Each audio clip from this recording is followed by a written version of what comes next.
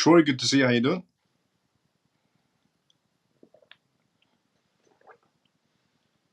Good evening, Miles of CMF. Tor, good to see you. How you doing? How you been?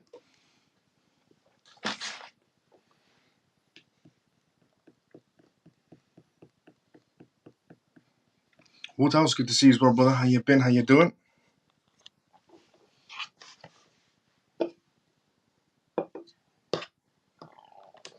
How are you? I'm doing great. How you doing, Woodhouse? Carol, good to see you as well. How you doing, brother? Doing okay. Let's go, Woodhouse. Doing okay. Let's go, Troy.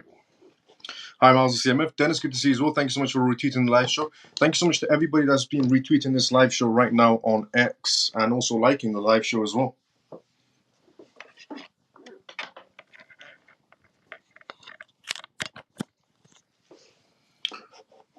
Messi, good to see you as well. How you doing?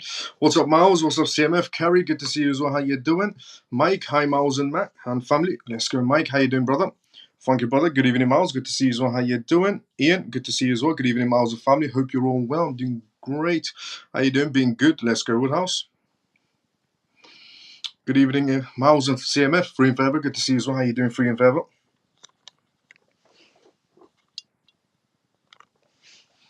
Denise, good to see you as well. How you doing? Good evening, and good evening, Miles and CMF. Let's go, Denise. JP, good to see you as well. How you doing? Hi, Miles and all CMF. How you doing, brother? I'm doing great. How you doing, Funky brother? Do you think TikTok can move to XRP Ledger to avoid the ban from the US government? Now, that is an interesting question. I've never heard the idea of TikTok moving to the XRP Ledger. Or TikTok can move to any sort of other blockchain, but I don't think they'll be choosing the XRP Ledger regarding TikTok because it is mostly financially based. But interesting concept, I would have to say. It's the first time I've ever heard that. But no, they still won't be able to avoid the US ban. The only way that TikTok can avoid the US ban is if it becomes a US company. And the only reason that why the US wants TikTok under US branches is because of Section 702, literally. Hi, Miles. Yama, good to see you as well. How you doing? Shelly, morning all. How you doing, Shelly? Good to see you as well. Retweeted already. Let's go, Funky brother. Pure evening. Good to see you as well. How you doing? Yeah, regarding TikTok ban, the only way they can get around it is if it becomes an American company. And that's only because of Section 702, where TikTok needs to become an American company because America wants full control of pretty much everything that happens inside of the United States now, due to Section 702, which got reauthorized again. So yeah, but it's the first time I've ever heard anybody say TikTok. TikTok going on the XRP Ledger. Now, hi Miles and CMF. How was your day? It was good. It was a very busy day today. How was your day, Solomon? And before I start the live show as well, I just want to say, if you are new to this live show, welcome to the CMF live show where we talk about how the world is evolving into a digital space. We do Q&As on this live show. So we do Q&As, which means if you have any questions, put it down inside the comment sections. I'll be more than happy to answer any questions you may have. We also talk about recent news that's happening around the world regarding the blockchain space, regarding politics, and essentially CBDCs and everything that's related to it. And the disclaimer of this live show, as always, is not financial advice, not political advice, and whatever I say is only for entertainment purposes. Now, we do have a lot of things to go through on today's live show regarding the global finance space. There's a lot of things happening inside the global finance space. We have news regarding Bitcoin mining institutions as well to go through. We have news regarding the perfect chart regarding a ex-Goldman Sachs analyst, essentially, or executive, you can say, who said the idea of the world is actually shifting into a digital space. According to an ex-Goldman Sachs executive, the world is actually shifting to a digital space, which is something I've said for the longest time. But we'll go through what he said as well when we go through it on this live show. We're also going to be talking about the collaboration that's happened between Mina and Zodia markets, where they've expanded their financial scope, and they're going to be doing a lot of transactions back and forth with the United Kingdom, with other Middle Eastern countries. So there's a lot of things happening in the payment sector of cryptocurrencies. Big institutions are getting involved, and so are jurisdictions. We also have news regarding some aspects that go over that recent bill that was passed inside the United States regarding the stablecoin regulations that passed and how it affects essentially cryptocurrencies in a bit of a freedom situation as well. We're also going to be discussing something that regarding the MGOX situation that happened a very long time ago, where MGOX exchange was essentially compromised in some sort of a way, and everybody's Bitcoin was, forgotten about. Apparently, there's some trigger warnings going on that MTGOX might be releasing those Bitcoins very soon, which could have implications on the market space if they do. It depends on how they release it as well. We also have a little bit more news to go over, something that I've recently discussed on this live show as well regarding Section 702. So I've recently went over, on two particular live shows, I went over Section 702, which got recently passed within the United States. But there's something else that I didn't cover on it that we're going to go through it on today's live show as well. We're also going to talk about FTX. FTX is about to sell off a huge batch of Solana tokens on auction prices, which could have implications on Solana's price point. We also have news to go through regarding the Deutsche Bank, which they're essentially talking about the Bitcoin halving that just recently passed and how the markets should be going forward. And we're also going to be talking about Canada and how Canada is going towards the AI section heavily, and how much money Canada is going to be spending on AI, and how much money are they going to be spending on people who are going to be losing their jobs to AI in Canada. And we're also going to be talking about on today's live show regarding the United States, China, and Russia. We're also going to be talking about on today's live show regarding some other things to go through as well. So quite a bit of a mixture of scenarios to go through regarding what's happened recently around the world. So as I said, if you're new to this live show, welcome to the CMF live show. I do this live show every single night on TikTok, on X Live, and YouTube Live. We're live on both of them right now, as always. It's called the CMF live show. Welcome to the CMF live show if you are new. And again, the disclaimer of this live show is not financial advice, not political advice, and whatever I say is only for entertainment purposes. So before we go towards the news, let me just see if there's anything else in the comment section to go through. Ian, morning. Ian, good to see you, Aiden. Hi, Miles CMF. How was your day? It was good. Very busy. Billo, what's up, brother and CMF? Billo, good to see you. How you doing? Welcome to the best show. I'm the best host, our guide, friend, Miles. Let's go, Messi. Thank you so much for the introduction. Let's go. Troy, let's go as well. How you doing? Semper, evening, Miles and crypto peeps. Good to see you as well, Semper. How you doing? Troy, hi, Ian. Happy Pisces. Good to see you as well. How you doing? So, first news to go through on today's live show is regarding exploring the growing impact of cryptocurrencies on a global finance scale. So, cryptocurrencies continue to reach more investors every year and have long been more than just an opportunity for profits. While many still view cryptocurrencies as a 24/7 casino, we already have thousands of popular protocols today, preparing for the blockchain-based internet age, Web3. More importantly, as central banks around the world enter a significant dilemmas, an alternative new digital age could be born or is born. The future of cryptocurrencies. Crypto fund managers Bitwise, for example, the chief investment officer CIO, Matt Hugan, recently discussed the risks looming over the global economy. Concerns about the persistent inflation are increasing, and the United States government is accumulating debt more rapidly each day. Aside from the billions of dollars in aid to Israel, Ukraine, and Taiwan from the United States, there are many issues contributing to the government's growing debt. The snowball has reached a critical size and continues to grow faster as it gathers more snow. This is what the CIO of Bitwise said. Since the launch of the Bitcoin ETFs, exchange traded funds, we've been talking to financial advisors, family offices, and even foundations, and the main concern they express is the potential resurgence of inflation. Their real worry is the increasing levels of debt and how Bitcoin can serve as a hedge in their portfolios against these risks.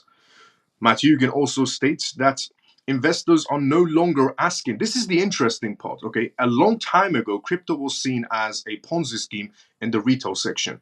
And then crypto started maturing itself when the Bitcoin ETFs came into place. And a lot more people inside the corporate side especially started taking it more seriously, started going towards cryptocurrencies. But this is when it gets interesting as well. According to Matt Hugan, the CIO of Bitwise, he states that investors are no longer asking why they should buy Bitcoin, but rather realizing that they must buy it now, according to Matt Hugin. This shift is significant as inflation data from the first quarter of 2024 could set the stage for a scenario where the Fed cannot lower interest rates for the rest of the year. Moreover, leading indicators are fueling these concerns. According to Matt Hugin, people are realizing that Bitcoin is one of only two assets not backed by debt. I think many investors are starting to realize they don't have any non-debt money. What is non-debt money? Either Bitcoin or gold. I see many investors deciding to own both. And I think the dominant paradigm in the market right now is this. Gold is a very mature asset. Bitcoin, on the other hand, is an emerging store of value. This means that Bitcoin has more upside potential and also more volatility, so they play slightly different roles. But they provide the same general service to investors, which is way out of fiat money systems. Look, things that he said essentially is true. And he did say more than just Bitcoin as well. He did go on to say regarding other cryptocurrencies as well. He didn't name them, but we can guess on what the other cryptocurrencies are. But it is true, and everything he did say is practically true. Inflation is raising through the roof day by day. Recently, the United States passed another bill to send more money to Ukraine to fight against Russia. We don't even know why this fight between Russia is still going on. It's just another Ponzi scheme so Sleepy Joe can wash some more money for himself, essentially is what it is, because Sleepy Joe is a 9-to-5 professional beggar. That's essentially what politicians are. As you know, if you want to pursue a career in politics, you're essentially going to become a 9-to-5 professional beggar, just going asking for more donations and saying, please sir, can I have some more, like an Oliver Twist film. So it's true. Regarding inflation, yes, it's increasing day by day inside the United States. It is true they are sending more money to Ukraine when they don't have any money for their own citizens. And prices are going through the roof and the United States does not care. So a lot of people inside the United States especially are seeing cryptocurrencies as an alternative. So whatever he said from start to end is true. But the interesting part was where he said people aren't asking, should I buy crypto or should I buy Bitcoin? People are actually saying, I should be buying it, is the interesting part. Now, these are again the words of Matt Hugin, the CIO of Bitwise. Hello, Miles. How are you doing today? How are your parents? How about your business? My day went well. Let's go, Scott. Business is doing very well. My parents are doing very well as well. Thank you so much for asking, Scott. Hello, CMF. I hope everyone had a great day. Let's go. It's a fact that the US are spending $1 trillion every 100 days, and we are going into debts. It was the news today. Let's go. See? Pierce, evening, Miles of CMF. Good to see you as well, Pierce. How you doing? Good to see everyone. Let's go, Kim. Good to see you as well. Now, regarding the Bitcoin scenario, so there's actually some things happening inside the world of Bitcoin mining institutions, where Kenya is now getting involved in Bitcoin mining institution because of Jack Dorsey. So, Kenyan Volcano powers rural homes with innovative Bitcoin mining projects backed by Jack Dorsey. They're using Bitcoin mining institutions in Kenya by using volcano power not only to mine Bitcoin, but to provide electricity for people that are living in those small towns or villages inside of Kenya, which I think is a great idea. One, they help to maintain the Bitcoin network, essentially, and two, they're providing free electricity, essentially, for the town members. In a remote part of Kenya, a groundbreaking project is demonstrating how Bitcoin mining can go hand in hand with the rural electrifications, supported by Jack Dorsey block through the startup Gridless. This initiative uses natural resources of a dormant volcano to power mining operations and help light up local homes in the area, harnessing volcano power for crypto mining. The operation is situated near the storied Hell's Gate National Park, an area known for its rich geothermal activities. Here, Gridless has installed a mobile mining unit that not only uses solar panels, but is also hooked up to nearby geothermal energy sources as well. This setup isn't just about cryptocurrencies, it's a dual purpose venture that brings much needed electricity as well to surrounding communities, showing a symbiotic relationship between advanced technology and traditional living needs as well. Gridless widespread impact. Led by Eric Hersman, Gridless now operates 6 mining sites across Kenya, Malawi, and Zambia. each powered by sustainable energy. Hostman explains the vision behind their operation, emphasizing the importance of global distribution of Bitcoin mining to maintain a decentralized and essentially decentralize the network of Bitcoin. In regions starved by electricity, Gridless not only fuels their mining operations but also supports local infrastructure, providing power for homes, businesses, and even public utilities like Wi-Fi and electricity and electric motorcycle charging stations as well. The future of crypto mining and renewable energy. The strategy employed by Gridless could herald a new era of cryptocurrency mining, where renewable energy not only powers the mines, the Bitcoin mining institutions, but also supports local communities. This model, which also includes initiatives for counterized cold storage and public Wi-Fi, could set a precedent for the future projects worldwide. By making use of unutilized renewable sources, Gridless and similar companies are positioning themselves at the forefront of this shift towards a more sustainable, community-supportive cryptocurrency mining practices. This is an amazing idea. Regarding one, you're maintaining a massive Bitcoin network. Two, you're helping local communities. You're providing free electricity to local communities in these countries. You are using their land, but at least you're doing something positive. And what I essentially mean by this is diamond companies go to these countries in Africa and pretty much ruin them. Gold manufacturers go to these countries in Africa and pretty much ruin them. Any other institution out there that sets foot in essentially in Africa tends to ruin it and bribe the government. Unlike Gridless, who's coming to these communities in Africa, putting down mobile Bitcoin mining institutions and providing free local electricity to any communities around, free public Wi-Fi, free charging stations, and so on, just so they can use their land. And it's not doing any much because it is mobile mining, so they just put the containers and there's no digging, no nothing involved. So they're providing a lot of free resources while using their land. I think that's a win-win for a lot of people. I think it's not a bad idea to start doing this in the UK as well. You can provide free electricity for a lot of homes too. So if they do find any volcanoes in the UK, but I think it's a great idea. It's a great concept to move forward on. Because a lot of people do like to say that, cryptocurrencies are ruining the world. They're not using renewable energy. Well, now they are. And they're providing free energy as well.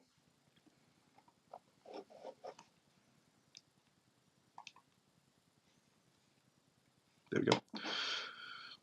Lena, good to see you as well. How you doing? Hello, Miles of CMF. Let's go to the comment section. How you doing? Good to see you as well. You can create your own network.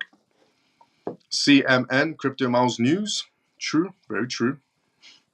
But we'll keep it to the CMF so everyone's involved. Great. Good evening, Miles and family. Manny, good to see you as well. How you doing? But, good concept. Let's go, happy Pisces.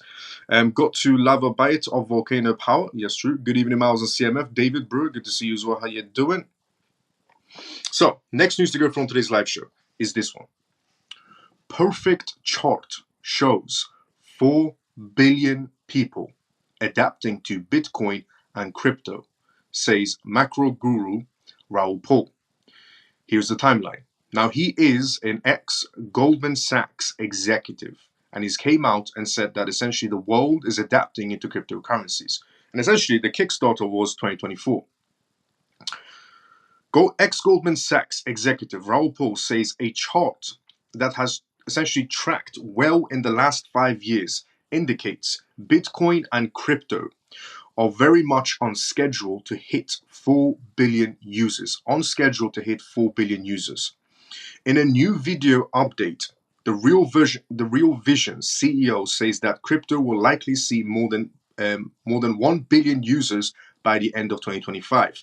Powell's prediction is based on a model that compares the adoption rate of the internet during the early years versus crypto users' growth rates in 2016. When it first hit 1 million users regarding the internet, which was the fastest adoption of technology the world has ever seen, grew by 76% per year and then slowed down after year 8 to 43% a year. Crypto has been growing 137% a year. It's now at 516 million users versus 187 million users of the internet at the same stage. Crypto is growing at a much more rapid pace than the internet ever did. Then what we did is assume that crypto just slows down its growth to the same as the internet, for example, I don't think that's going to happen. He said he doesn't think that crypto is ever going to slow down regarding progress. I think it will be faster. By the end of 2025, we will get to 1.1 billion users in the digital world. But if you look further out, Raoul Pal says he sees half of the world's population adapting into Bitcoin and crypto at the start of the new decade as well. If we look at further using the internet adoption growth, and we slow down the trend rate of growth of crypto to the same as the internet going forward, essentially, we will get to 4 billion users by 2030. That's half of the world's population. He's saying if we slow it down, but crypto don't seem to be slowing down in any sort of a way. It's actually growing a much more faster, rapid pace as we go along. Now, will this be perfect? It's been pretty perfect so far, he said. And I've shown this chart for 5 years now. But let's assume not. Either way, these numbers are simply staggering, which is also very true as well. Yes, crypto is definitely growing at a much humongous rapid pace than the internet ever was, pretty much. Internet was growing at a 76% rate year on year. Crypto is growing at a 138% rate year on year. So yeah, there's a massive difference. It's only because we have so many banks, so many institutions, so many regulations, so many BTC ETFs or Ethereum ETFs or ETPs or ETNs and so on, which is helping the rapid growth of crypto as well as we go along. But the main factor to take away from what Raoul Pal said, essentially the ex-executive from Goldman Sachs, is that we are shifting in a digital era. Something that I've been saying since 2023, that we are shifting into a digital era starting 2024 is what I said.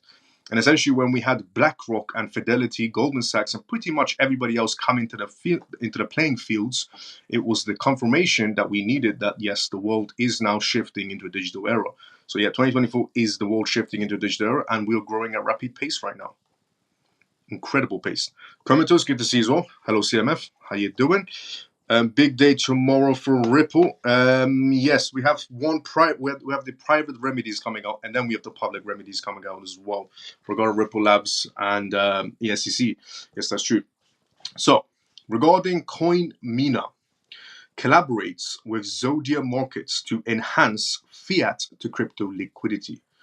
Now, this is quite big as well regarding Mina doing this collaboration. Now, Zodia Markets is a partner of Metico and also Ripple Labs, essentially. So, Mina, licensed in both Bahrain and the UAE, announces a partnership with Zodia Markets. Zodia Markets, a UK-based digital asset trading business backed by Standard Chartered Bank, is renowned for its industry-leading trading infrastructure and operational efficiencies. This partnership aims to enhance liquidity and reduce slippage on high-volume trades for G10 countries, and GCC currencies against a curtailed selection of stablecoins and crypto assets for Mina users. Zodia Markets operates as a digital asset brokerage, catering to institutional clients, soliciting seamless fiat to digital assets transactions across various cryptocurrencies. Mina provides a secure platform for both retail and institutional investors to engage in buying, selling, sending, receiving, and storing digital assets as well. The collaboration leverages the strengths of both institutions, combining Mina's extensive network of clients across the MENA region, with Zodia Markets' expertise to establish a reliable gateway to digital assets. Mina's co-founder, Tala Tabo, and Dina Sima expressed their enthusiasm for the partnership, noting this timely nature aimed growing interest from investors. Aid Butt, head of sales and trading Africa and Middle East of Zodia Markets, highlighted the impressive evolution of the AME region, particularly UAE and Bahrain. Over the past 5 years, he emphasized the importance of bridging traditional finance and digital assets for continued growth and adoption in the ecosystem. Both Mina and Zodia Markets are excited about the transformative potential of this partnership, anticipating the significant impact on digital asset trading in the MENA region. This is absolutely amazing. regarding the financial space just getting bigger and bigger and bigger inside the crypto space. And we can see this, and Zodia Markets and Mina, massive partnership. Bahrain, essentially the UAE, the United Kingdom, and Africa are now going to be connected to each other regarding payments, regarding sending, selling, receiving, storing cryptocurrencies. That's all going to be happening between the United Kingdom, the United Arab Emirates, and Africa, and also Bahrain as well. They're going to be sending a lot of payments together regarding that financial space, but it's also from the corporate side as well, which means a lot of money. And Zodia Markets obviously has a partnership with Metaco, so you can tell what they use to do fast payments. Ripple Labs. How big of a competitor is JP Morgan against Ripple in your opinion? How big of a competitor is Ripple Labs, Ripple against JP Morgan?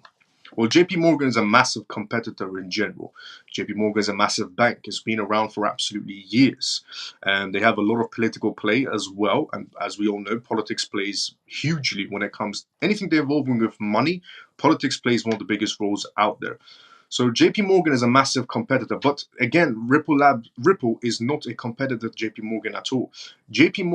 Ripple is something that JP Morgan would use to utilize. It's not really a competitor to them because Ripple's not a bank. Ripple was never a bank. Ripple is essentially an infrastructure that could be used to make payments faster, cheaper, and more reliable, more secure around the world, and tokenization purposes and other purposes on the XRP ledger as well. But yeah, then again, they're not really competitors. JP Morgan is not really a competitor to Ripple, and Ripple's not really a competitor to JP Morgan. They're in two separate categories. One's a bank that does the payments, and one's essentially a software that can be used to utilize regarding those payments. So JP Morgan would use, for example, not saying they are, but I'm saying JP Morgan would, for example, use Ripple's technology or XRP Ledger's technology to do payments rather than be a competitor to them, because one's a bank and one isn't. One's just a payment system. So they're two different fields. It's what JP Morgan would use to utilize, not to be a competitor of.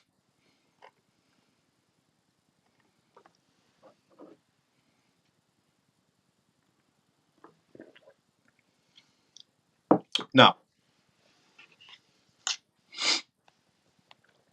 controversial stablecoin bill. Now, we did recently have the stablecoin bill come out inside the United States, and there's a lot of controversial scenarios inside of that stablecoin bill, which nobody's discussed inside the crypto space, and we're going to go through it right now regarding how it's actually going to work out well for the US dollar regarding this stablecoin regulation that's recently came into play. So, controversial stablecoin regulation aims to bolster the US dollar dominance. US Senator Cynthia Lummis and Christian Gilbert have introduced the Luminous-Gillibrand Payment Stablecoin Act, proposing comprehensive regulation for stablecoins inside the United States. The bill mandates operational and reserve requirements for payments, stablecoin issuers, aiming to strengthen the US dollar's dominance. However, it has faced criticism, particularly regarding its ban on algorithm, essentially stablecoins, in other words, private stablecoins. Overview of the bill. The Luminous-Gillibrand Payment Stablecoin Act defines payment stablecoins as a dollar-pegged digital asset used for payments or settlements. Key provisions of the bill include operational requirements for issuers to operate through subsidiaries, deal exclusively in dollar-backed tokens, and ensure full backing by reserve assets. So essentially, the United States wants to know if you are going to be providing a US dollar inside of the crypto market space, that at least you're backed by the US dollar, essentially. And the US, also America wants to know that if there's a bank involved. So they want a subsidiary involved. They want some sort of a bank, some sort of an institution, something backing you if you want to produce US dollar stablecoins. And, they want to show that proof. But the interesting part is the US dollar has no backing. So it's nice to see the US making a very bold speech and saying your, US dollar stablecoins have no backings. One could also argue that the US dollar has no backings. So it's nice to see, they're being very bold on their keywords. And ensure full backings are by the reserve asset. Additionally, stablecoin issuers would be required to disclose their reserve assets to the public and utilize non-dispository trusts as a custodian. Ban on algorithmic, essentially stablecoins, private stablecoins. One of the most controversial aspects of the bill is its ban on the private stablecoins, which rely on algorithmic rather than full collateralization to maintain their value, so full backings. Critics, including Coin Center, argue that this ban stifles innovation and raises constitutional concerns. Coin Center suggests a more nuanced approach, such as bringing on new algorithmic, essentially stablecoins, to allow for ongoing innovation and examination by regulatory bodies. Senators said that this regulatory framework is crucial for maintaining the US dollar's dominance and ensuring consumer protection. The bill also introduces a $10 billion limit for non-depository trust institutions to issue payments on the stablecoins, beyond which issuers must qualify as a depository institutions authorized at national level. This move represents a concentrated effort by Luminous and Gilbrand to shape the digital asset market, echoing previous unsuccessful attempts to define legal parameters for decentralized finance and establish jurisdictions for federal agencies over cryptocurrencies. Coin Center's concerns on free speech and innovation. Coin Center has voiced strong opposition to the bill, particularly criticizing its complete ban on algorithmic payment stablecoins. They argue that such a ban is not only dimensional to innovation but also unconstitutional. According to Coin Center, the ban on algorithmic stablecoins equates to a ban on publishing code, which they claim infringes on the First Amendment rights of developers. They advocate for a more nuanced approach, such as one taken in the Clarity for Payment Stablecoins Act, which proposed a 2-year moratorium on the new algorithmic stablecoins instead of an outright ban. The issue with this stablecoin bill is they're trying to ban things like Tether, so USDT will get banned instantly. When this bill becomes officially under rules and regulations, Tether will officially become banned. And also, the USDC token regarding Circle will also become banned temporarily until they get a license. Any sort of US dollar stablecoins that does not have a subsidiary from a United States bank or an institution, or can't show their proof of reserves and has printed more than 10 billion tokens, is pretty much getting outright banned when this bill becomes effective, which will be bad for USDT, which will also be bad for USDC, because also USDC is not regulated either. USDT is not regulated, and neither is USDC. None of them are regulated. The only project that is pretty much regulated on paper is Bitcoin, and Bitcoin does not have a stablecoin. The next project that is going to be regulated is quite obvious. It's Ripple. Now, some may say, well, Ethereum can also become regulated. Well, Ethereum isn't regulated, and they don't have an ETF for Ethereum inside the United States because they don't know what category to put Ethereum in. They first have to clarify what is Ethereum, what category it's in, and then give it an ETF, and then take Ethereum's stablecoins serious on that matter. But Bitcoin is the only one that has full regulations, and essentially Ripple, or XRP, is essentially the next project en route to become regulated, because this case is going to end this year, and Ripple is going to be the second project inside the United States to be fully regulated when this case comes to an end. So you can tell essentially why Ripple announced they're coming out with a stable coin, because the case finishes, they pay whatever the fine is, they become fully regulated. Ripple stablecoin comes out. Interesting part is Brad also said that the Ripple stablecoin is going to be coming out this year. By the end of the year, he said it's going to be released. So we know for a fact that this case is coming to an end this year. If by the end of the year, the Ripple stablecoin is coming out. Now, to go more onto this approach, they suggest, is less restrictive and allows for ongoing innovation and examination by regulatory bodies if they make it less strict, but they're going to make it very strict. Constitutional debate. The debate over the regulation of algorithmic stablecoins extends to constitutional rights, which critics arguing that the prohibition could be seen as a prior restraint on free speech. This aspect highlights the complexities regulating emerging technologies without infringing on fundamental liberties. Coin Center argues that any regulation must be narrowly tailored to essentially serve a compelling government interest, a centric they believe the current bill fails to meet. The Luminous Gilbrand Payment Stablecoin Act represents a significant step in the regulation of stablecoins in the United States. However, Its ban on agreement stablecoins has sparked controversy, with critics arguing that it stifles innovation and raises constitutional concerns. The debate underscores the challenges of regulating emerging technologies while balancing innovation and consumer protection. So, just a point of perspective, everything that happens inside the corporate sector is pretty much coordinated to happen. Anything that happens inside the corporate, anything involving money in this world is coordinated to happen. It's never a surprise. Anything involving money is always a surprise to the retail section and so on. But it's never a surprise to the corporate section in any sort of a way. And everything is coordinated to happen in a very, very good way. Regarding what I mean is, with Ripple coming out of a stablecoin, there's a reason Ripple announced a stablecoin this year. And there's a reason there's a case coming to an end this year as well. Everything happens for a reason inside the corporate sector. Ripple could have announced a stablecoin last year. They could have announced the stablecoin before last year, but they didn't. There's a reason for that. And the reason was because the case was going to go ongoing, but because the case is coming to an end now, that's why they announced a stablecoin. Interesting enough, coordinated with the Gilbert Payment Act. US dollars backed by air, debt on. Good evening, Miles and all CMF. Good to see you as well, Iman. How you doing? How's everyone doing today? I'm doing great. How you doing, Iman? USD is backed by petroleum, isn't it, Miles? Technically, yes and no. It's also backed by oxygen. They've printed too much to back it by anything. The US dollar is technically backed by war, let's just say. Because every time there's a war, the US dollar becomes strengthened. That's just how the US dollar works.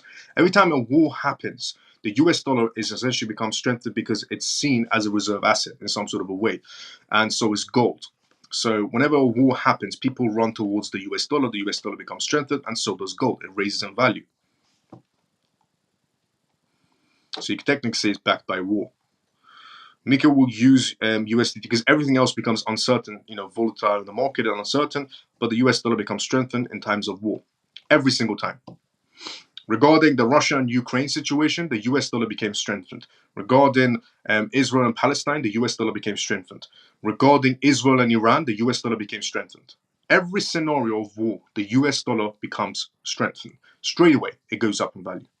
It holds its value because everybody runs towards it as a reserve asset. Everybody runs towards that and gold.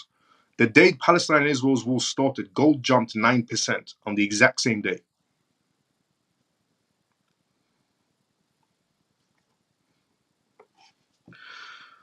I think we called this last summer. Yes, we did. Let's go, JP.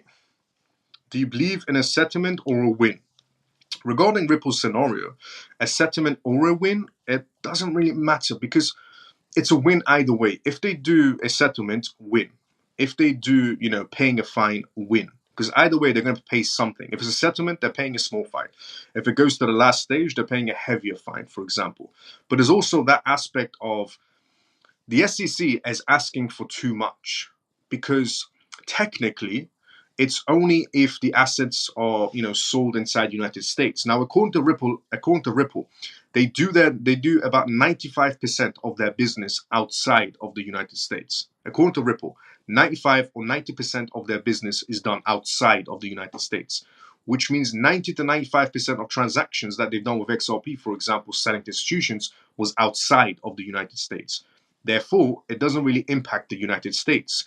So therefore, the SEC can't ask for $2 billion, essentially, or anywhere near it, because why is it the SEC's problem if Ripple is selling to Singapore, or if Ripple is selling to Hong Kong, if Ripple is selling to Japan?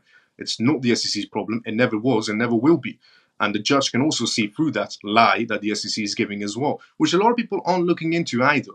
That 90 to 95% of Ripple's business is conducted outside of the United States. So if they sold XRP to essentially Singaporean companies, doesn't matter to the United States. If they sold to Japan, doesn't matter. Hong Kong, doesn't matter. The UK, doesn't matter. Ireland, doesn't matter. UAE, doesn't matter. It only matters if it's inside the United States. So it's nowhere near $2 billion that the SEC is asking. And interesting enough, this came up inside the Coinbase case as well, where essentially assets that were sold outside of the United States doesn't matter. And also, something else that came up in the Coinbase case as well, that secondary sales on secondary markets was also a win for Coinbase as well. Same thing that was a win for Ripple, where XRP on secondary markets, nothing to do with XRP. And also, another factor to point out as well, It also says inside the Ripple case that essentially the SEC is trying to go after Ripple because of those sales and so on to the private side on people making profits or a loss. Essentially, people making a loss. Everybody that brought XRP from Ripple, let's just say it was all inside the United States, even though it wasn't. But let's just say in this scenario, all the XRP sold was inside the United States to all these institutions, for example. It's only on the basis if they made a loss, essentially. Now, everybody that brought XRP was a very, very long time ago. And the price of XRP from a very long time ago until now has went up. You might not see a dramatic up of $10 XRPs, but even at 50-cent XRP is much more higher than what they originally brought it at regarding those institutions. So again, the fine has to be minuscule in every aspect because the majority of XRP was outside the United States, and the ones that were sold inside the United States, they're all sitting on profits. All of these institutions are sitting on profits.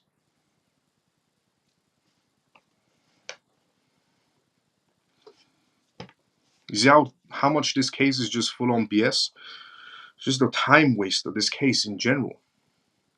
But it's a way for the SEC to get paid. It's a way for Ripple to become regulated. And Ripple was fined a very long time ago, around 2012, I think it was. Around 2012, Ripple got fined as well.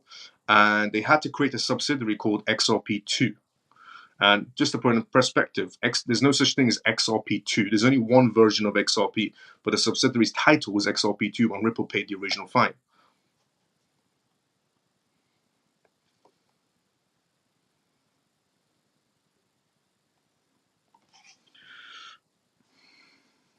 Any news on XRP, my brother? Just logged in. There you go. There's one there for you. Recording the case. Imagine some YouTubers are saying XRP are worse than meme coins. It only makes you lose money. Some YouTubers are saying XRP is worse than meme coins. It only makes you lose money. You know what I like about people who criticize XRP? Is they're essentially small-minded and don't understand the concept of business. You would never catch anybody from the institutional side calling XRP, and nobody from the institutional side will call XRP, a worse asset than meme coins. Nobody. There's not a single person on this planet who's from the institutional side who will call XRP a worse asset than meme coins. But the majority of the retail section will call XRP worse than a meme coin. Because the institutions will see XRP as going through an SEC battle, sitting in the top 10. Going through bull cycles, sitting in the top 10 while battling the SEC. Going through a bull cycle, sitting in the top 10, battling the SEC, signing more partnerships, acquiring more businesses and acquiring more licensings than the other 25,000 crypto projects on the list. That's what institutions see. The retail section see, oh, the price hasn't went to $1. Never mind. But this meme coin did 1,000x. Look, by all means, if you want to go for the next meme coin, go for it. It's your money, it's your choice, your life. And of course, this is not financial advice. But one thing you should understand about meme coins is that about 5 people make money on meme coins. And that's the people that initially land on it with bots or the person that created it. The other 99% don't. They end up being exit liquidity, just chasing a dream. Because everybody will tell you about that one guy that turned $1,000 into 10 million tokens, into $10 million. But nobody will tell you about the other 99% who are in the same project that made zero. Everybody will tell you about the guy that turned $100 into $1 million. But nobody will tell you about the other 99% on the same project that made zero. Those are some facts for the retail section right there.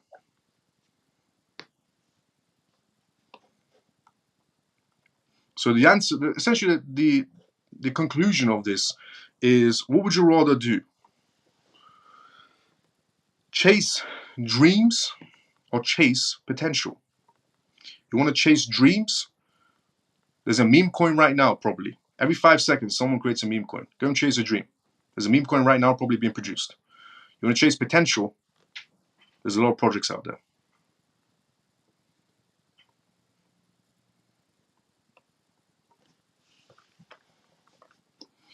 And as I like to say as well, regarding those people who have opinions about anything, always remember, Everybody, and I mean everybody, on this planet is entitled to an opinion. I'm entitled to an opinion. You're entitled to an opinion. Even the crypto influencers on YouTube or TikTok or X or anywhere are entitled to an opinion. But opinions are not correct, and facts are facts. That's why I prefer to stick with PDF documentations. That's why I'm also from the corporate side as well, and I look at the PDF documentations rather than I listen to the opinions, because opinions will take you nowhere. They'll empty your pockets. That's all opinions will do. They'll just empty your pockets. PDF documentations don't lie. They tell you the truth of what's going to happen next.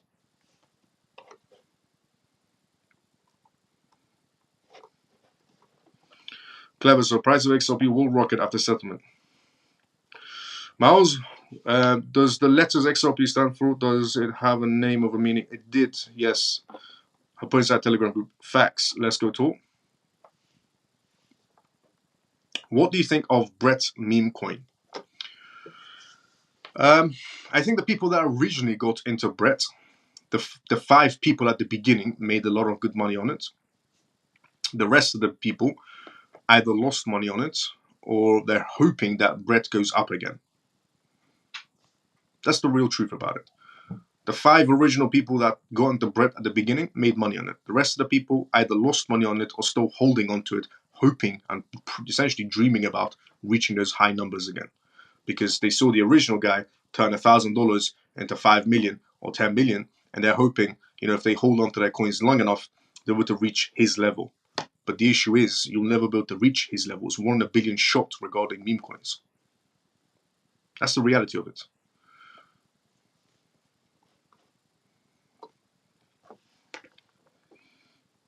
Funky, it's extreme rich people. Yeah. Miles, why can't XRP be regulated in all other countries and be gaining monetary value while its case is proceeding? Why can't XRP be regulated in all other countries and be gaining monetary value with its case proceedings? Because it's not what I'm trying to say is everything is coordinated. Now, XRP does have licensings. Ripple does have payment licensings, financial licensings in Singapore, for example, or the UAE, or in Ireland, or so many other countries out there that Ripple does have financial licensings with, but they're not utilizing it yet. This case is very, very crucial, extremely crucial, and it needs to be over with. No matter how much people think the US has lost its power, the US dollar has lost its power, the US is a joke, or Sleepy Joe is an embarrassment, which he is. I'll give you that one. Sleepy Joe is definitely an embarrassment. But no matter how much people say the US dollar is a joke, or the country is weak, or has no power and has no nothing, and so on and so on and so on, it has all the power. The US dollar might be backed by oxygen, but it still holds weight inside of any sort of market space. The number 1 currency in the world is the US dollar on fiat. The number 1 currency in a digital world is what? The US dollar again. What's the number 1 currency in cryptocurrencies on stablecoins? USDT. What is USDT? US dollar. In a traditional financial world, the US dollar dominates. In a digital world, what dominates on a stablecoin? US dollar. So no matter what, essentially, how you look at it, the US dollar dominates and America will always dominate. And a lot of people don't see it like that either. They see it, as, that when that and that, or the US dollar is weak, or it's backed by oxygen. All that is true, but it still dominates in every aspect. No matter what market space we're in, traditional or digital, it still dominates in every sort of. So the US holds a lot of power, and this case needs to be over. And everything is coordinated to happen. Everything. The moment this case is over, watch it spark. I'm not saying it's going to go to $10,000 or $1 million overnight in any sort of a way, but watch it move. Progressively, not overnight. Progressively, not overnight.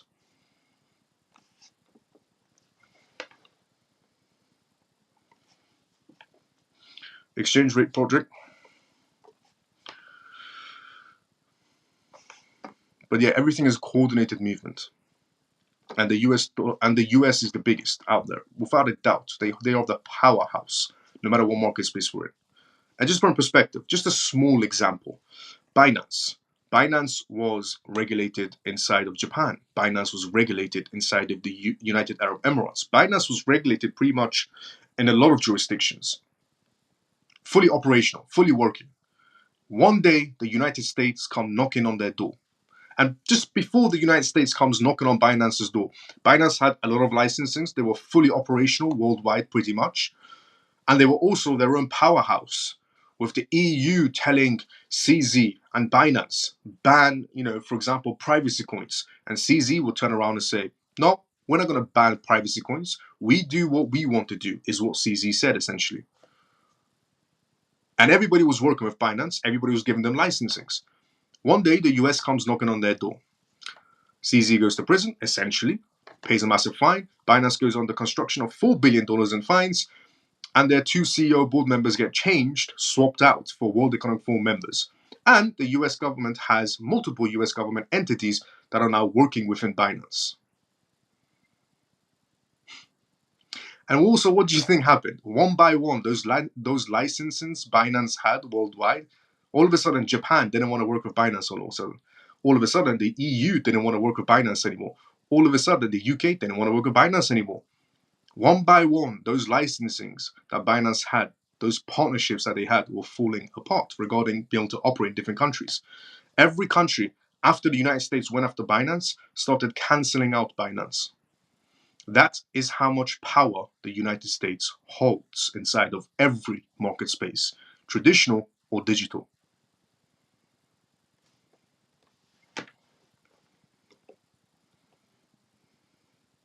It's all about politics. Always remember, anything involving money, power, or greed, politics is key. What do you think about runes or ruins chain? Something like this is related to BTC. Yeah, I talked about runes yesterday.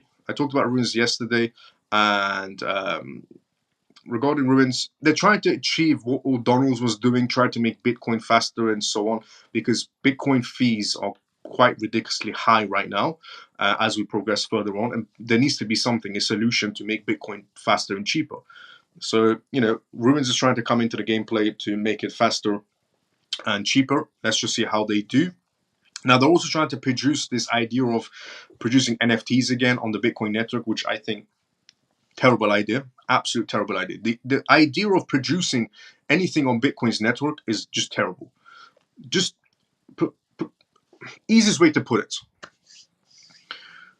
Either Bitcoin should only be used for a store of value, or first make Bitcoin faster and cheaper, and then produce whatever you want on it. Because even this Ruins project is trying to produce NFTs before making it faster and cheaper. They're trying to produce NFTs on the Bitcoin network. The same thing O'Donnell's did. And you know what that was? Do you think that was successful? Not in any sort of a way. I said that at the beginning as well. Interesting enough, even Binance dropped the O'Donnell's project as well. About 3 months in. So first, Binance announces the O'Donnell's Bitcoin NFTs is the next big thing. Everybody inside the crypto space was talking about it. Bitcoin NFTs, the next big thing. I said trash, because it will slow down the network, make it congested and more expensive. 3 months in, Binance makes an announcement. We're closing operations on BTC NFTs. Binance's reasoning, it slowed down the Bitcoin network, produced a lot of congestion, and the fees went up. It's a terrible idea. Just leave Bitcoin alone, okay? Either first make it faster and cheaper, and then produce whatever you want on it. Produce NFTs, produce tokenizations, do whatever you want on the Bitcoin network.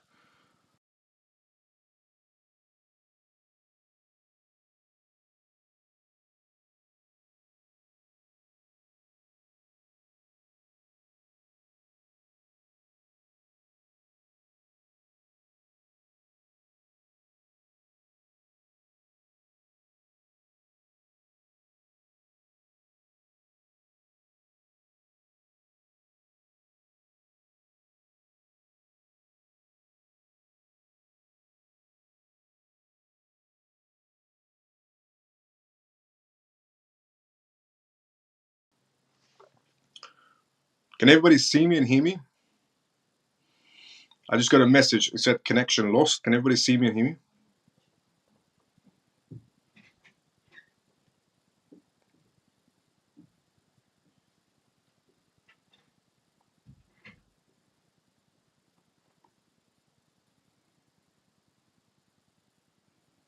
Yes, we're back. We're back. We're back. Okay, we're back. Great. Let's go. What else are we going through? Miles, why can't? There we go. We were here, ruins, and then here. Ripple has financial licenses in the US around 45 states. That's also true as well. Yes. Thanks, Miles. No problem. Free and forever, anytime. Coin. Hello, Miles is CMF. Good to see you as well. Coin, how you doing? Company takeover on Binance essentially is what happened. Yes, and now the US can now monitor you and spy on your backside. So watch what you say. So yes, and dollar is strong and sleepy uncontrol is okay. Low. Yeah, and that's also true as well. Section 702. Section 702 was passed.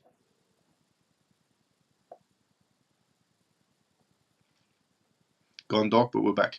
Told you be careful. Mind what you say. You popped off. But we're back. Yes, we're back. Yes, we're back. Yes, we're back. It lagged for a second, but now is good. Let's go. Yes, yes, we're back. Miles, have you any more information on the blackout? On the blackout scenario regarding the cables inside of the Red Sea scenario? No. The last thing we ever heard about the Red Sea situation, internet is dropping everywhere now and then. Yes, that's true. The last thing we heard about the internet situation was they were trying to fix the wirings down there. But, it still could be a possibility they cut it on purpose. Remember, if they want to introduce CBDCs, there's multiple ways of doing it.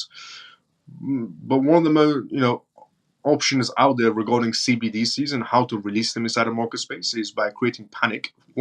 Step number one, you create a problem. Step number two, you introduce a solution. It's the easiest way to implement anything. Create the problem, introduce a solution. Now, CBDCs have an offline capabilities, so which means if they do decide to cut more wires, and they were preparing us in some sort of a way as well. On the news a very long time ago, they were talking about how we can have internet blackouts in different areas, but they don't know where the blackouts will happen. Interesting enough, at that time in 2023, I said before anybody was talking about the cables, before anybody inside the crypto space or in general was talking about the cables being cut inside the Red Sea, I mentioned the cables in the Red Sea in 2023. Only when the news was mentioning, the blackout scenario, the news said they don't know if it's going to happen in Europe first or somewhere else, will be different times. And I was thinking, why is the news telling people that there's going to be blackouts in, some parts of Europe suddenly, and then, the other side of Europe, and then the other side of the Middle East, and that side of Asia, and that side of America might have, internet blackouts. Why are they saying we don't know if it's going to happen different times and so on? And then I came across the wire situation inside the Red Sea before anybody else was talking about it in 2023. I said this on the live show we used to do on TikTok. And that's why they were talking about it, because they don't know what wire they're cutting and how randomly it could just cut out the internet. But either way, regarding CBDCs have offline capabilities. If they cut the wires to the internet, the number one thing you won't have access to is money. The majority of the world right now uses Apple Pay, Google Pay, Samsung Pay, and mobile banking and online banking in general. The majority of the world uses that. Rarely people use cash. Everybody's using online banking, mobile banking, and so on. So if they cut the wires to the internet, what's the first thing? The first thing you won't have access to? Your money, which is in where? Your bank accounts. Why? Because there's no internet. So that's a problem. Then that means they have to introduce a solution. Now, what could the solution be possibly? Offline CBDCs? Because offline CBDCs don't need internet at all. They work without internet. Interesting enough. So create a problem, introduce a solution. Problem solved. Well, problem solved for them, not for the people.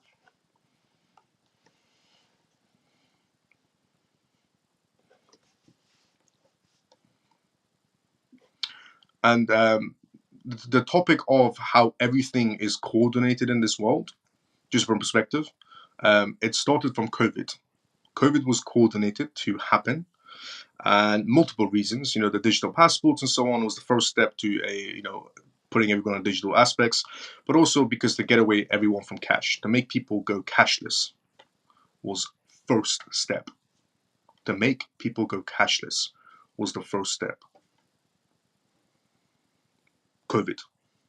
Because before COVID, number one currency, everybody was using cash. After COVID, 80 to 90% of people using online and mobile banking. That's according to data. Why do you think that is?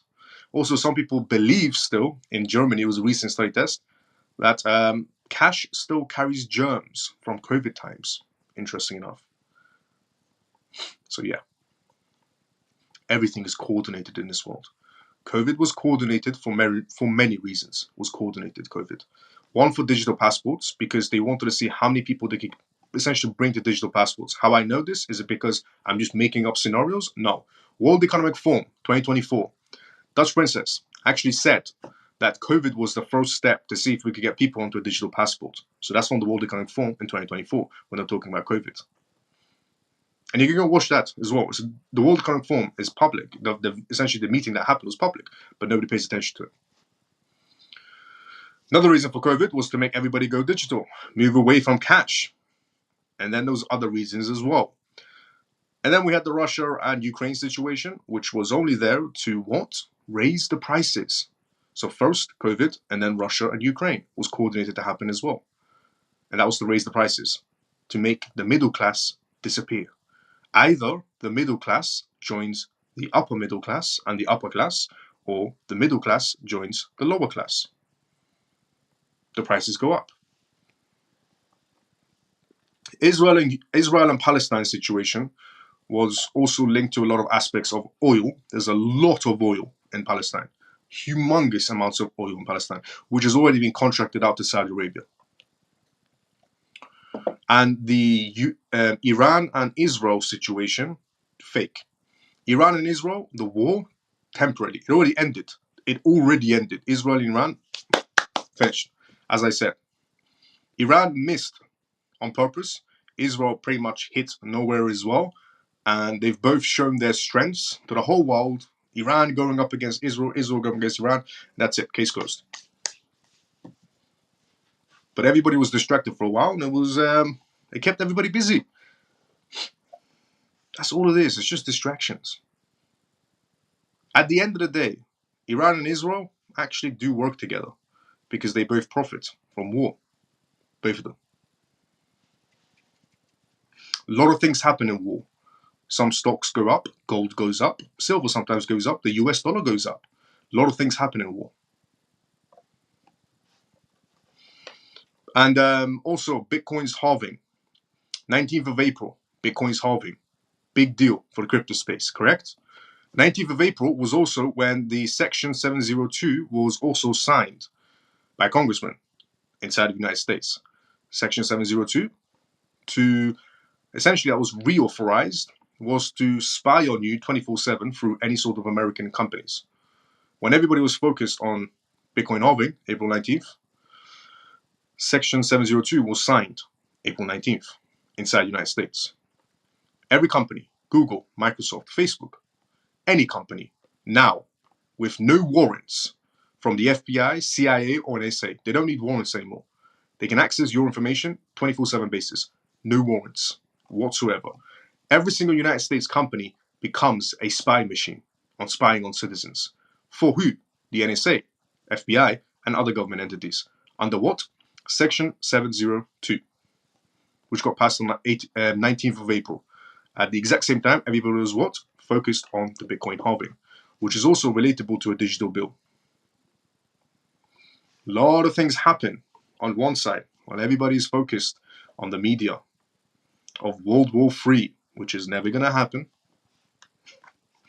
I said this in 2023. I said World War III is never going to happen.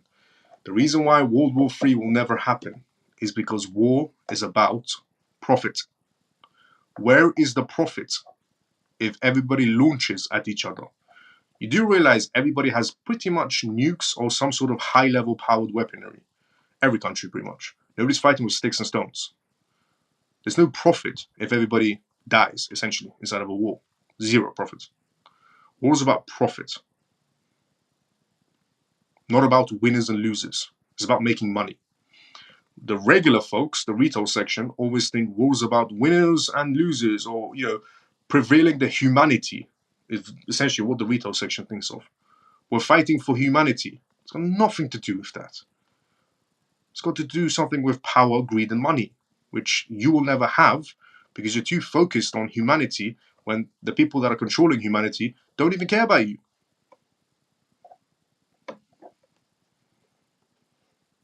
None of them do. It's just too funny when people are picking and choosing sides on a war. If you pick and choose sides on any war, you're a moron, essentially. I get that you want, the wars to stop because innocent people are dying on both sides. I fully understand that. I fully understand that both sides, innocent people are dying. But that's just what happens in war. And you're picking and choosing sides while other people are making money. And it's sad to say, it might be, selfish to say, but that's actually what's going on.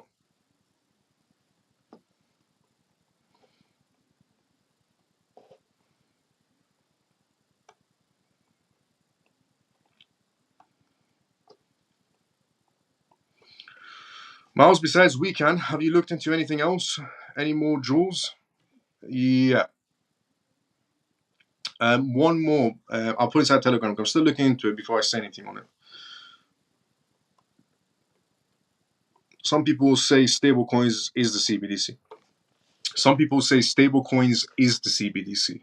That's an interesting concept as well regarding stablecoins, because stablecoins, for example, USDT can freeze, seize, and blacklist wallets. That's something USDT is capable of doing. So Tether can freeze, seize, or blacklist your wallet. How do we know this? Because Tether has already done this multiple times to people who use their wallets for illicit activities. Now, I'm all for it. If you're going to use your wallets for illicit activities, then you don't deserve that money. If you're going to bring war and rage onto other people, then you don't deserve that money. But the idea of Tether being easily able to seize, freeze, and essentially blacklist your wallet is also alarming. Because let's say Tether is saying we're only doing this for illicit activities. Later on, Tether does it to whoever they want to. So I can see the concept of some people suggesting that CBDCs are basically stable coins as well in a scenario. They are in a scenario. Some. Oh yeah, have you posted your list on Telegram yet? No, but tonight I will. Sorry about that. The British announced a change on payments regarding sick pay. It's the next step. Yep, that's true as well. The United Kingdom did introduce that. Lost signal, but we're back. Let's go. Happy prices, we're back. Yes. Thank God I have 100,000 under my bed. Let's go, JP. Lockdown was a live fictional exercise. Yeah, pretty much. In Sweden, we have digital IDs. That's true. In Sweden, you do have that, yes. Cash is already restricted. Can't take more than a few thousand out of the banks. Or even if you pre-order, you get to answer loads of questions. That's also true as well. They're already trying to restrict you from your cash because it's an indication of how close we are to CBDCs. They don't want you to take out your cash out of the banks, because it will collapse. So they've came onto the idea that the closer we get to CBDCs, and the government announces we're bringing out CBDCs, obviously nobody's going to go, yay, pop the champagne bottles, we're coming out with CBDCs. Nobody's going to be doing that. So the government is fully aware of nobody's going to be popping champagne bottles when CBDCs come out. And instead, everybody's going to run to the banks and get their cash out, which would cause a banking crisis and a banking collapse. So they started for a while now restricting you from using your cash. And the closer we get to CBDCs, the stricter it becomes on you getting access to your cash. Just a heads up. Again, it's nothing that you can stop. All of these things I'm saying, it's not within your power to stop it in any sort of way. You cannot stop any of these things. The only thing you can do is adapt. Adapt to a digital world as soon as possible. Adapt to a digital world as soon as possible. Understand what is this digital world. Understand blockchain. Understand wallets. Understand cold storage wallets. Understand as much as you can and grow your knowledge. Knowledge is the number one thing that's incredibly powerful in every aspect. That is your only tool. But going against the system, losing battle. Going alongside the system and taking advantage of it, winning card.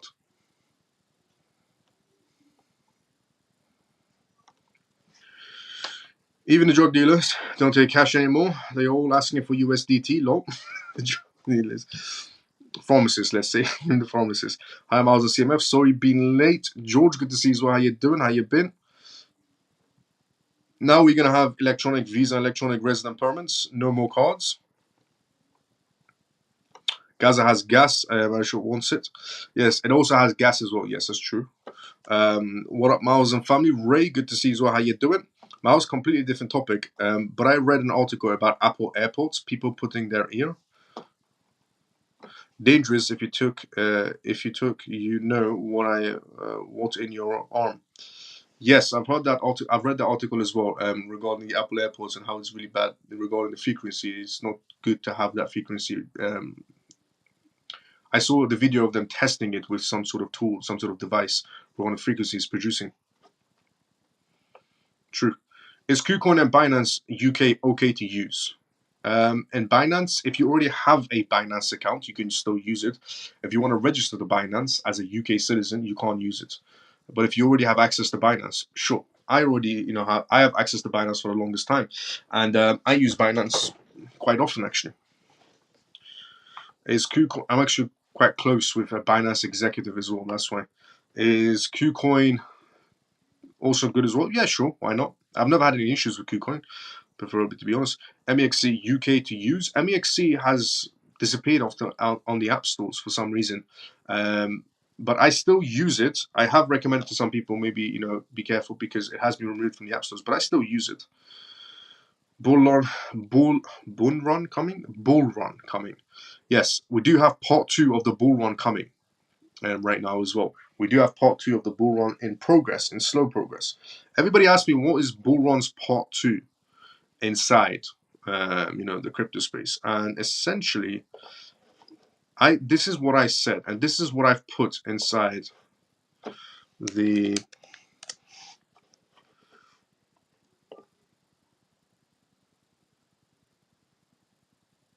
there we go. So inside the CMF Telegram group, this is what I put regarding. I've got a Telegram on my screen here. So inside the CMF Telegram group, I put this. So somebody put, what is the second bull run you're talking about? And I put this inside the CMF Telegram group.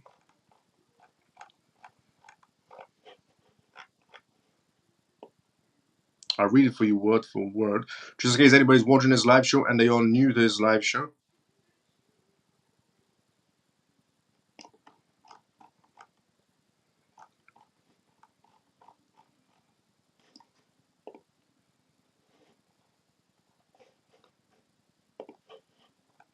Also, if anybody is new to this live show as well, welcome to the CMF live show, where we talk about how the world is shifting into a digital space every single night on this live show.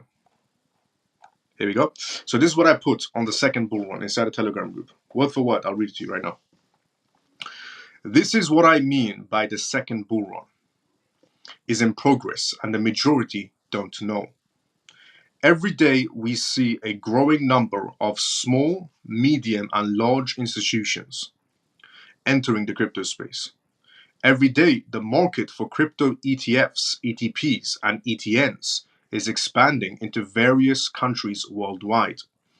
Everyday giants like BlackRock and Fidelity, among others, are setting new records with their crypto holdings. Every day more banks, whether public or private, are stepping into the crypto arena and seeking licensings to offer crypto services. And every day regulators are evaluating and implementing new regulations across different jurisdictions.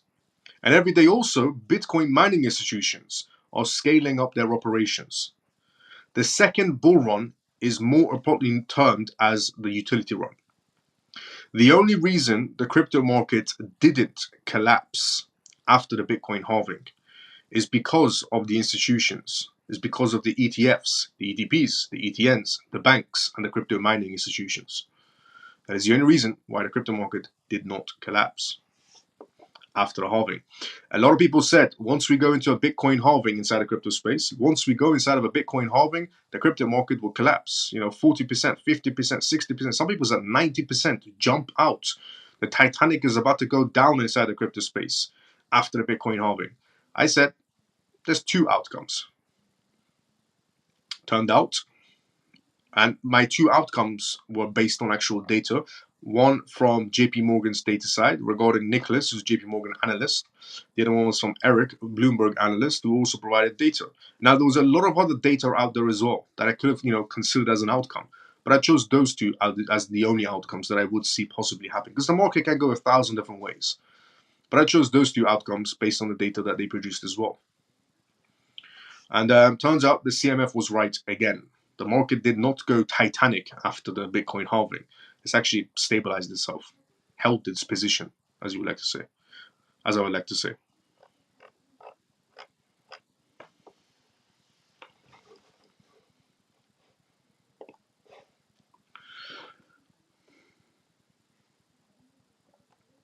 Also, if anybody hasn't joined the CMF on Telegram, join the CMF on Telegram.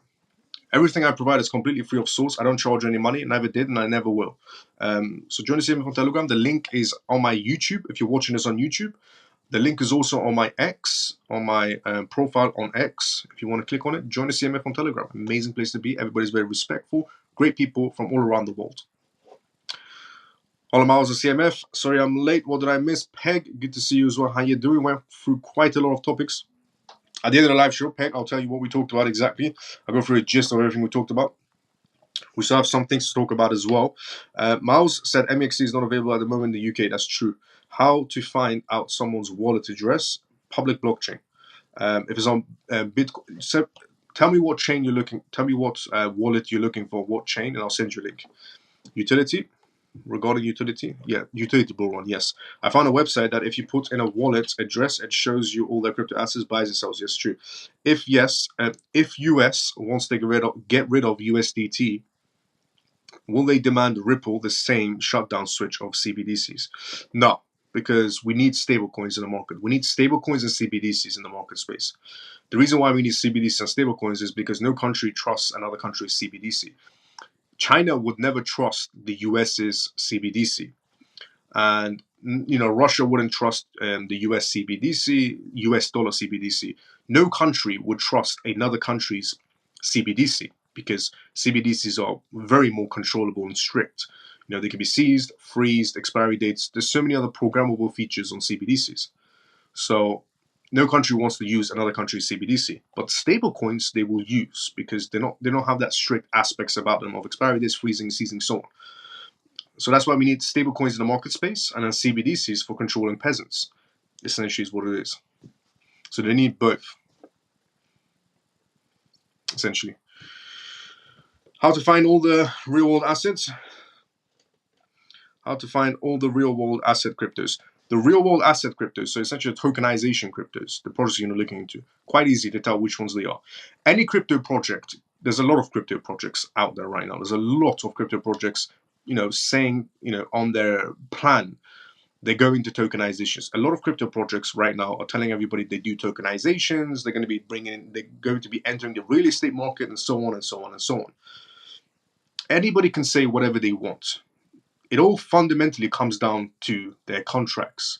Who are they partnered with?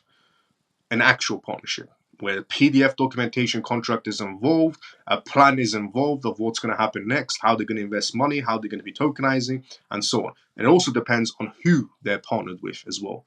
So it's quite easy to tell which ones are going to be doing well in tokenizations. One of them being AVAX, for example. AVAX, JP Morgan is going to be using on a subnet green, and Citibank is also looking into another subnet green as well. And they're going to be going tokenization purposes. Chainlink as well regarding Swift tokenization purposes as well.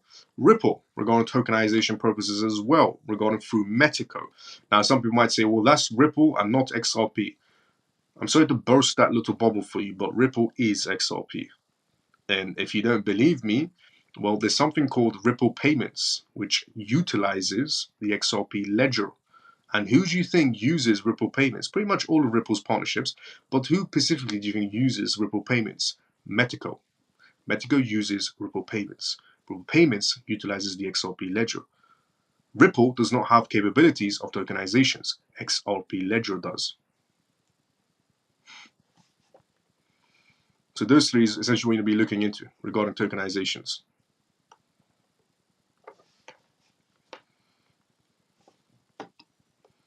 So all about their partnerships. How to find all that real world asset cryptos. That's how you find them.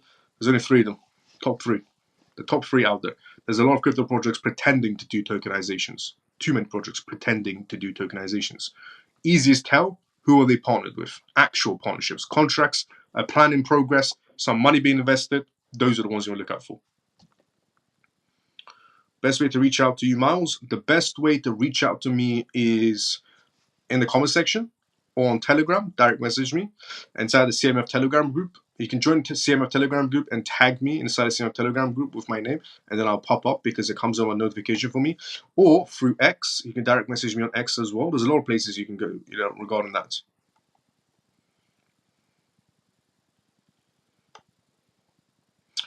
100, free, and we all learn. We have respect and manners on the CMF. Let's go.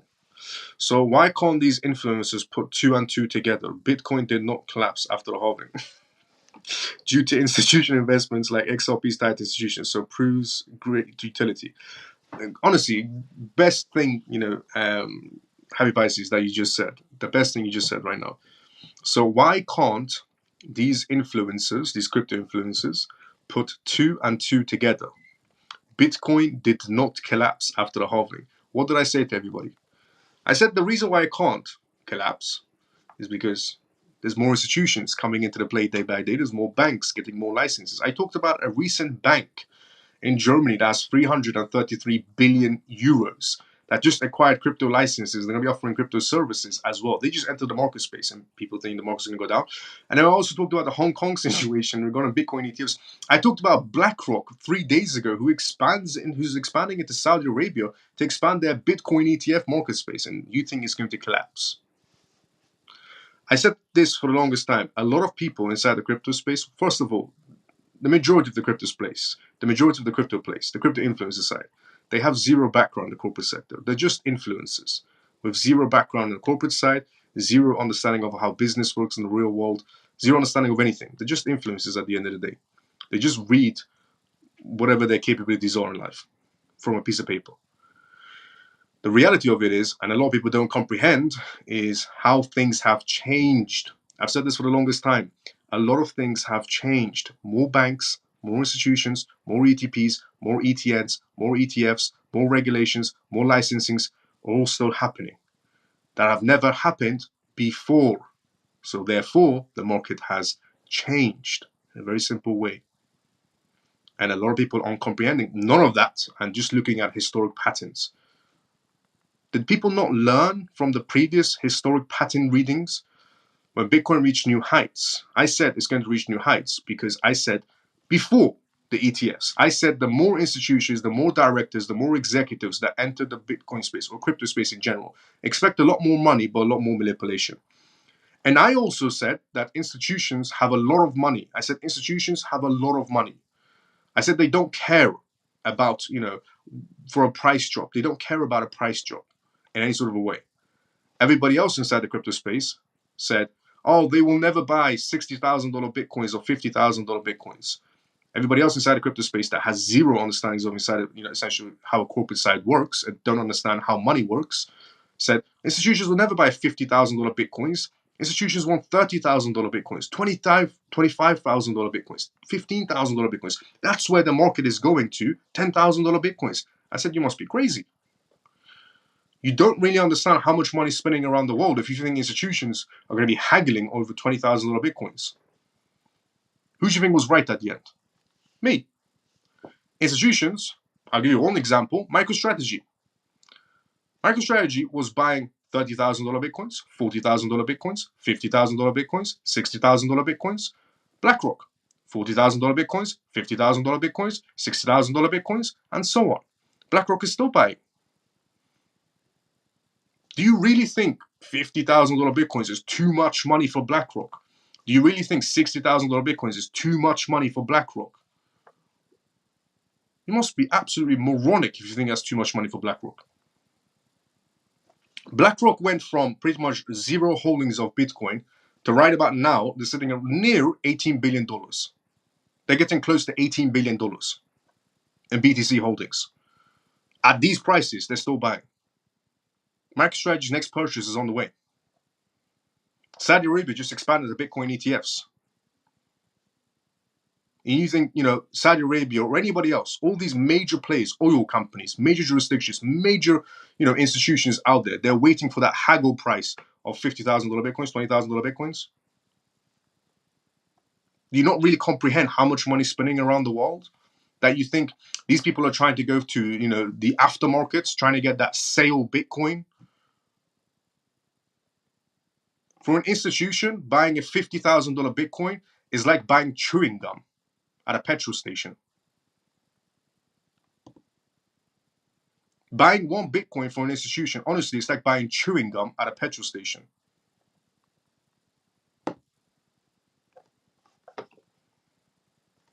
And again, I was right. They were buying all the way throughout. And what happened next? Bitcoin reached new heights. What did everybody tell you? Market's going to crash. We're going to go down to 25,000, 15,000. All those influencers, that's what they were saying. Me? No. Because I'm from the corporate side. I understand how money works. I understand how much money is really spending around the world.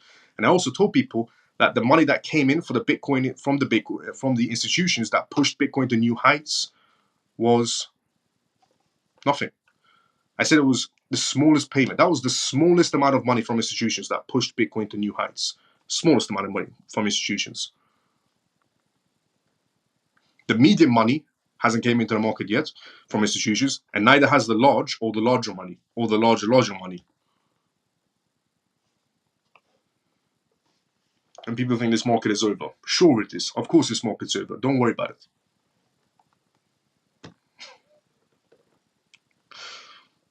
But some people are influencers. Some people understand how the world actually operates.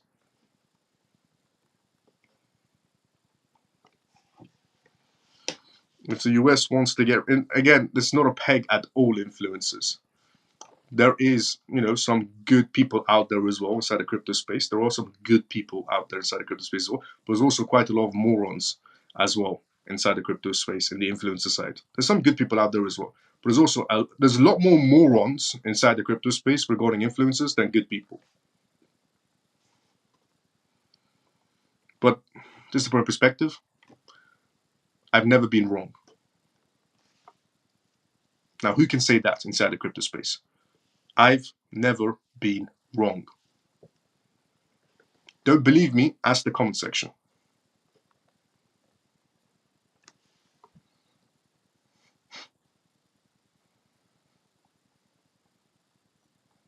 Bold statement, but it's a bold statement I can make.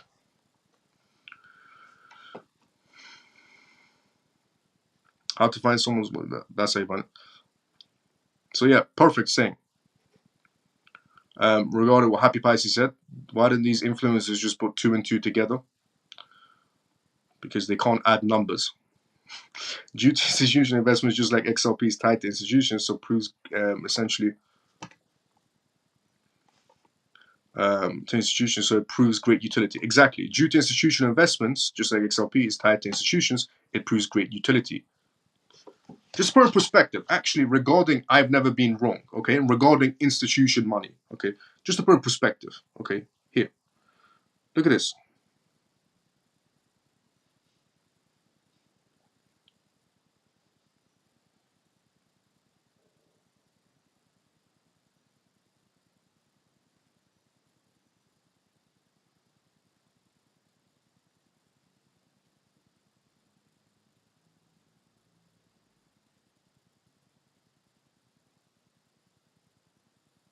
Here we go. Again, just on the perspective of I've never been wrong in any sort of a way, and regarding institutional money and institutional power and how Bitcoin stayed quite stable after the halving. Reason why is what I said regarding institutions, ETFs, ETPs, ETNs, and so on. But let's just get it from a different perspective. Deutsche Bank has also given a perspective. According to Deutsche Bank, the price of Bitcoin will not fluctuate on the downtrend. As an analyst, Maureen LeBrun and Cassidy Ainsworth Grace explained, market participants were aware of the impending halving, so it had an effect even before it happened. According to Deutsche Bank, the first cryptocurrency price will soon enter a flat market, where its value does not rise but also does not fall for a period of time. We anticipate no change to the Bitcoin price coming from Deutsche Bank from where it is now. The US Federal Reserve lowering the key rates and anticipated launch of spot ETFs on Ethereum are the reason behind this as well. And other ETFs as well. And the expansions of, as I said, Bitcoin ETFs, Saudi Arabia, Hong Kong, and it's just day by day more ETFs coming into the market space. Deutsche Bank analysts are optimistic about the future of Bitcoin and cryptocurrency industry, but they do not anticipate significant price swings on the downtrend. That's from Deutsche Bank. Even Deutsche Bank is saying they don't see Bitcoin going down. Reason why? ETFs. It's also the same reason I said.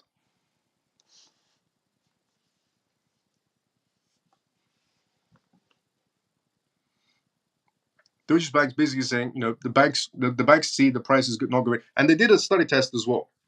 They're saying the reason why the market is holding its prices, they said it's because of the ETFs. They said it's because more ETFs are coming. They also said it's because Ethereum ETFs are on the way and because of other essentially banks getting involved inside the market space as well. They don't see the market swinging downwards suddenly because there's too much institutional money entering the market slowly on a progress still.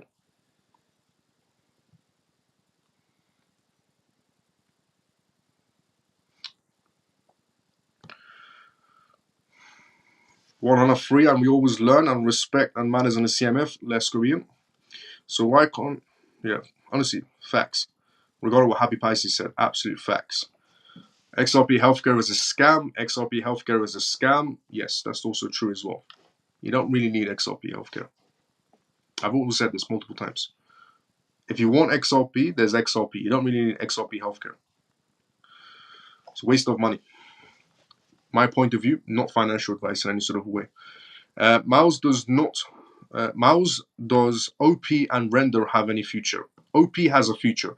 So Base is actually built upon the OP protocol. And so it has a future in that sense. And Render has some sort of a future going through it as well. Altcoins pump is getting started by Ready, don't miss it. Coming soon and great value because of the tight institutions money, financial institutions. True, let's go to places. Facts. Bruce Lee token being listed on Binance tomorrow. Let's go. Corporate money is just gearing up. Exactly. Thank you, Miles, for teaching me and guiding me in this space. I appreciate you. God bless you and your parents. Abel, thanks so much for the kind words, brother. Take $1,000 a day out of the ATM is what JP is saying. Many people are waiting for a dump after BTC halving like previous bull run. That's not going to happen. They're going to miss the bull run or buying the top. Yep, they're waiting for a dump. Never going to arrive. Quadrillions of money to come. Why big day tomorrow for Ripple? Not really a big day, but the first remedies are coming out, but it's the private ones, not the public ones. So first is the private remedies, and then the public remedies is a big day to find out what is actually happening from Ripple's side now. Because we've heard the SEC side, which is full of BS. We're going to hear Ripple's side now as well. Monaco is where the big money is. Just arrived back from a weekend vacation. Yes, Monaco, yes, definitely. Old money, Monaco. And then go to CVS or Target and buy a Visa card, put the $1,000 on it, and buy crypto. Is what JP is saying. True. Obviously not financial advice either from JP. And True Miles has never been wrong and has never asked for money. Facts. How caked is gone from Dragon's Den. Why big day tomorrow for Ripple? That's why. Miles isn't wrong, guys. He based everything on documents and logic. Facts. So banks have you buy Visa cards. I have been researching and studying DENT, HOT, and VRA, VIO, and SDX, Beam. Will Bitcoin halving and all the bull market affect those cryptos much? Beam should do well. Hot good. Look, Dent 50-50, but on the good side. I mean, they're doing quite a lot. They have a huge token supply, is what Dent has, but could do well for itself. Hot, I think, will do well for itself in the long run. Hot will do well for itself. VRA will do okay for itself. It's not a project that I would go towards. Viot, great project, prospering future because of the IBM partnership. SDEX is okay. Beam will do good inside the gaming sector. And you can buy it from Uphold or Coinbase, Express, Visa, MasterCard. True. Which is better, goats or cow's milk? Which is better, goats or cow's milk? Well, goat milk produces, what was it, feta cheese?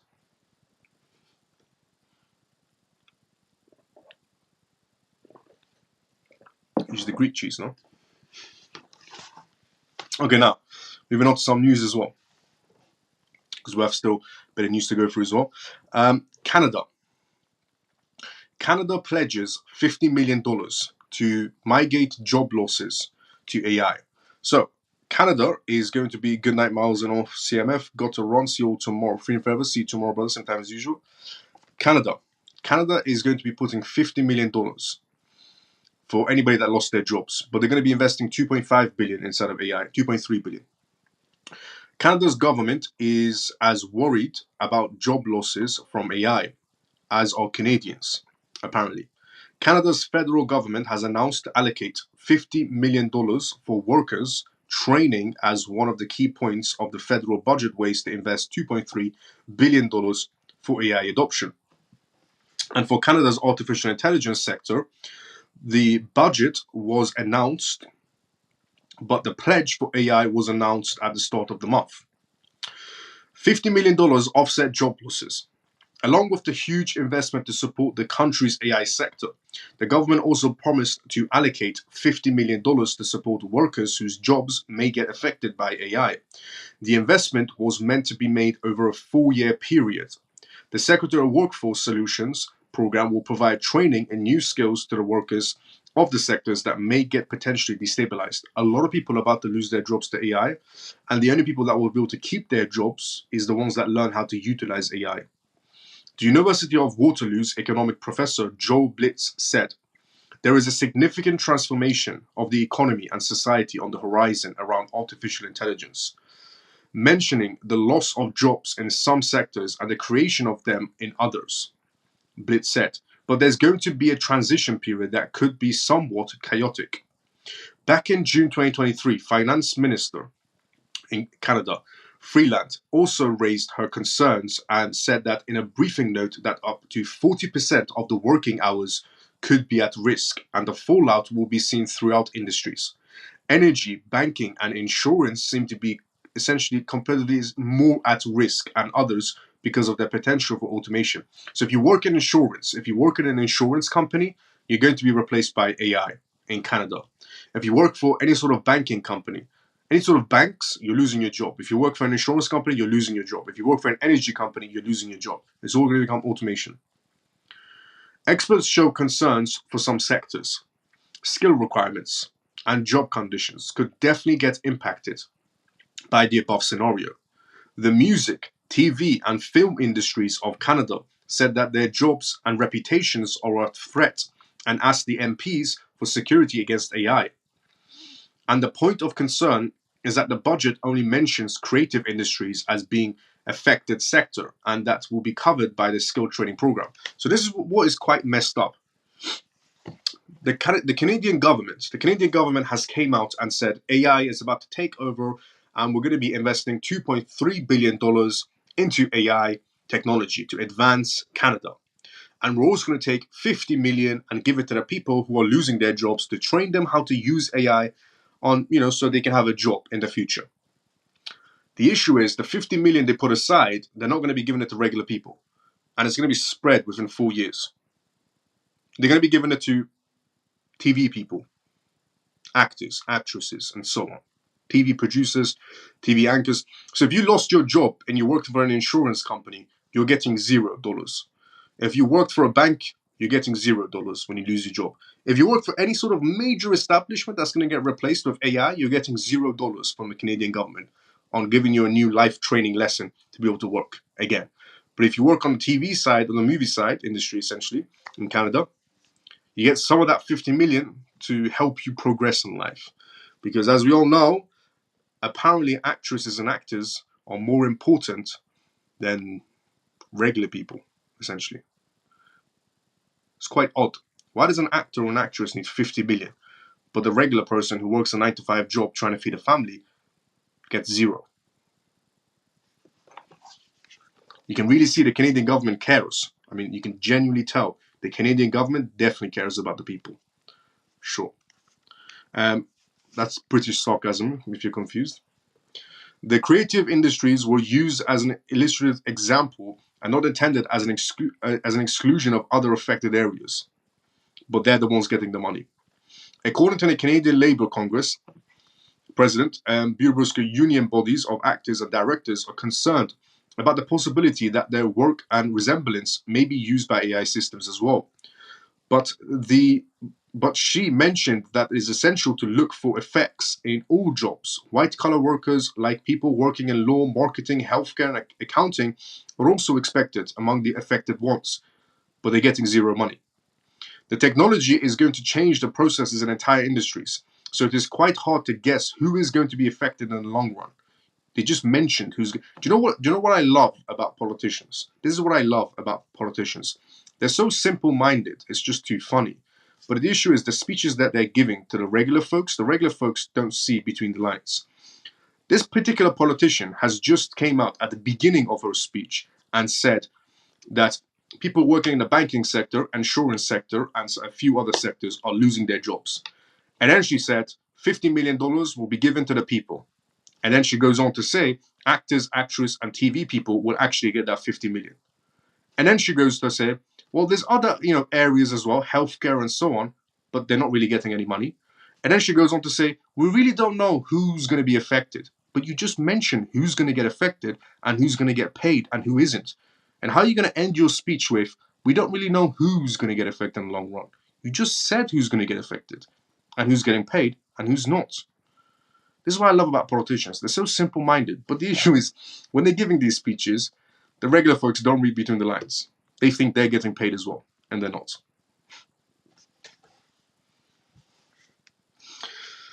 Now, also, to go on regarding this one, the latest on US and China's attempts to fix relationships.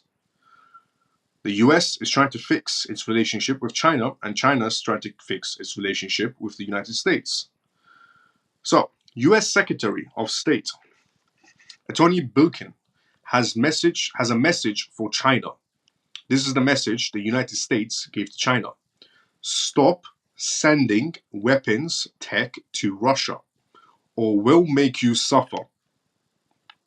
Now, I don't know about you, but if I'm trying to create a business relationship with somebody, the last thing I want to do is threaten them.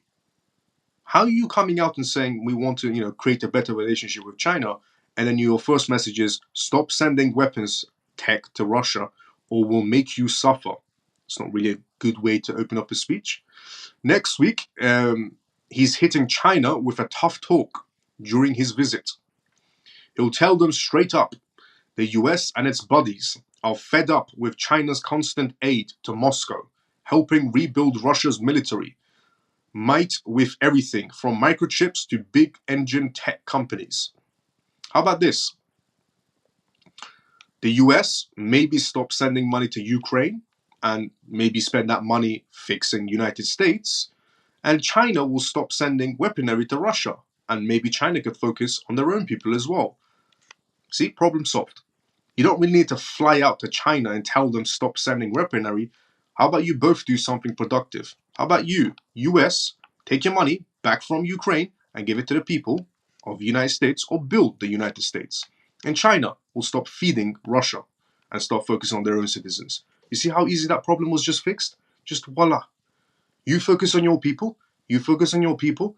Don't stick your nose in anybody else's business. Problem solved. You don't need to do fly-out missions and tell them you will suffer. It's not going to really help anyone. And guess what? This goes on. Gets better. And guess what? The US is thinking about slapping sanctions on China, on Chinese banks and other places that keep this up. I'll be honest, sanctions are an absolute joke. They've never worked and never will. Russia's economy is actually doing better since they got sanctioned, ironically. Strong warnings and tough talks. Birken's trip is business and it's serious. He's set to meet with China's officials in Shanghai and Beijing from April 24th to April 26th. Birken will bring up these heavy issues with China's foreign minister, Wang Yang himself. The message is clear and will be the star nest once delivered directly so far. The US has been cranking up the pressure, making its stance known in the recent meetings with the European allies and the big G7 group, G7 countries. But it's not just about the warnings. The US is on the edge because China's actions are messing with the European security. They're sending over tech that can be used for both civilian stuff and military, trying to play it cool with Europe while fueling Russia. Kurt Campbell.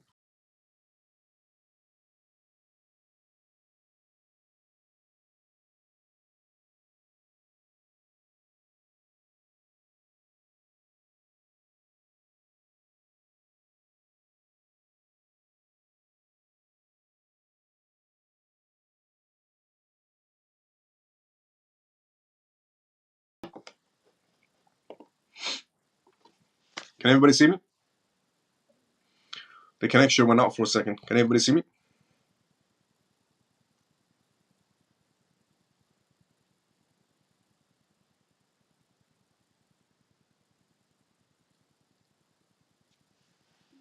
Yep.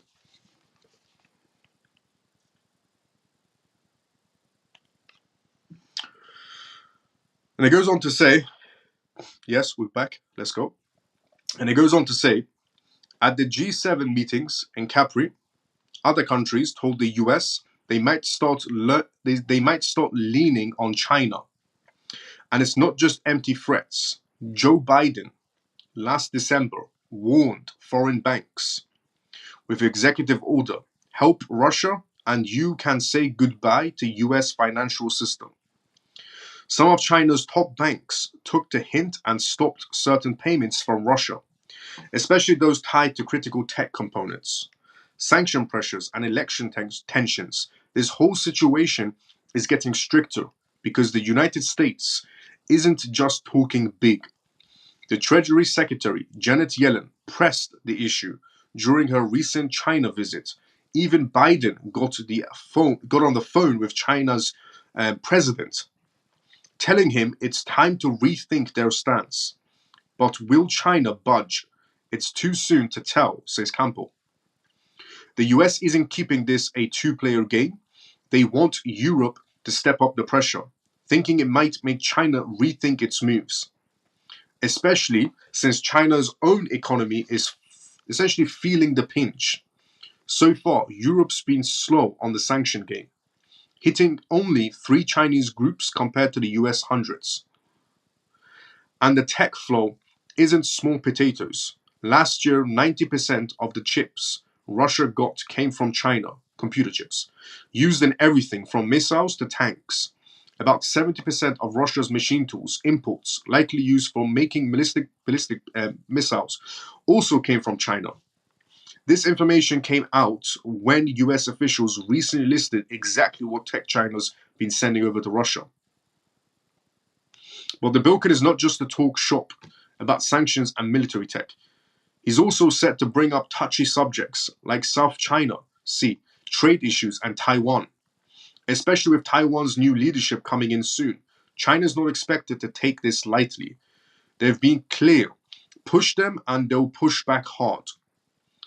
Aimed all of this, US is deep in election mode, and Biden administration can't afford to look weak. They've got to show they're strong, despite the political mess back at home, as I said, essentially the United States.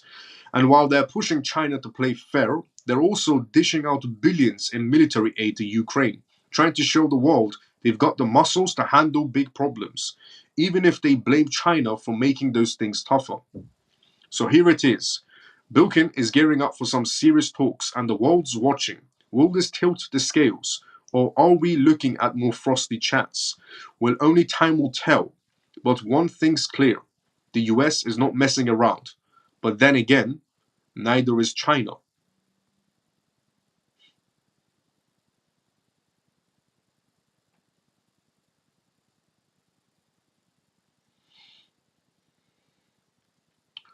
Also, some other things to go through as well. This one.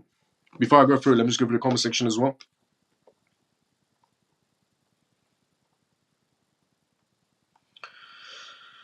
Let's see. Before we go through the next part of the news, let's go through the comment section as well. Free forever. Hello again, beautiful people. I'm glad to be with you all again. New look at to see how you doing. AI's true purpose is to make us expendable.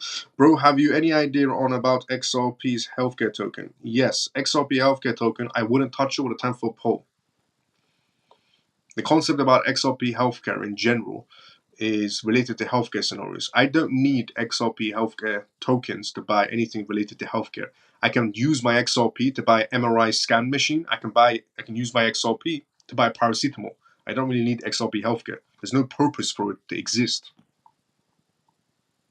In my opinion, and their partnerships, in my opinion, Mao's the filming industry artists work for them. They are important to them. That's true as well. That's their strategy. It's too logical for our government. They are so corrupt. Yep. US and UK are the two countries that love to stick their noses into other people's business.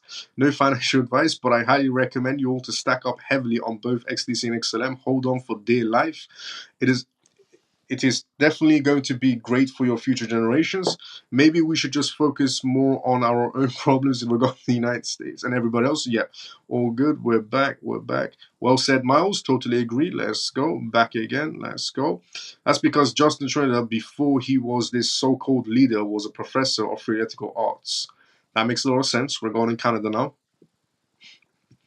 Thank you for that. Thank you for that, Abby Pisces. That makes a lot of sense. We're going in Canada now. You're back, Miles. Let's go, Miles. You're very blurry. Am I back? Am I blurry? Looks like the rest are not here on X.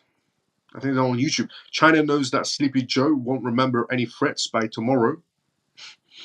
That's true as well.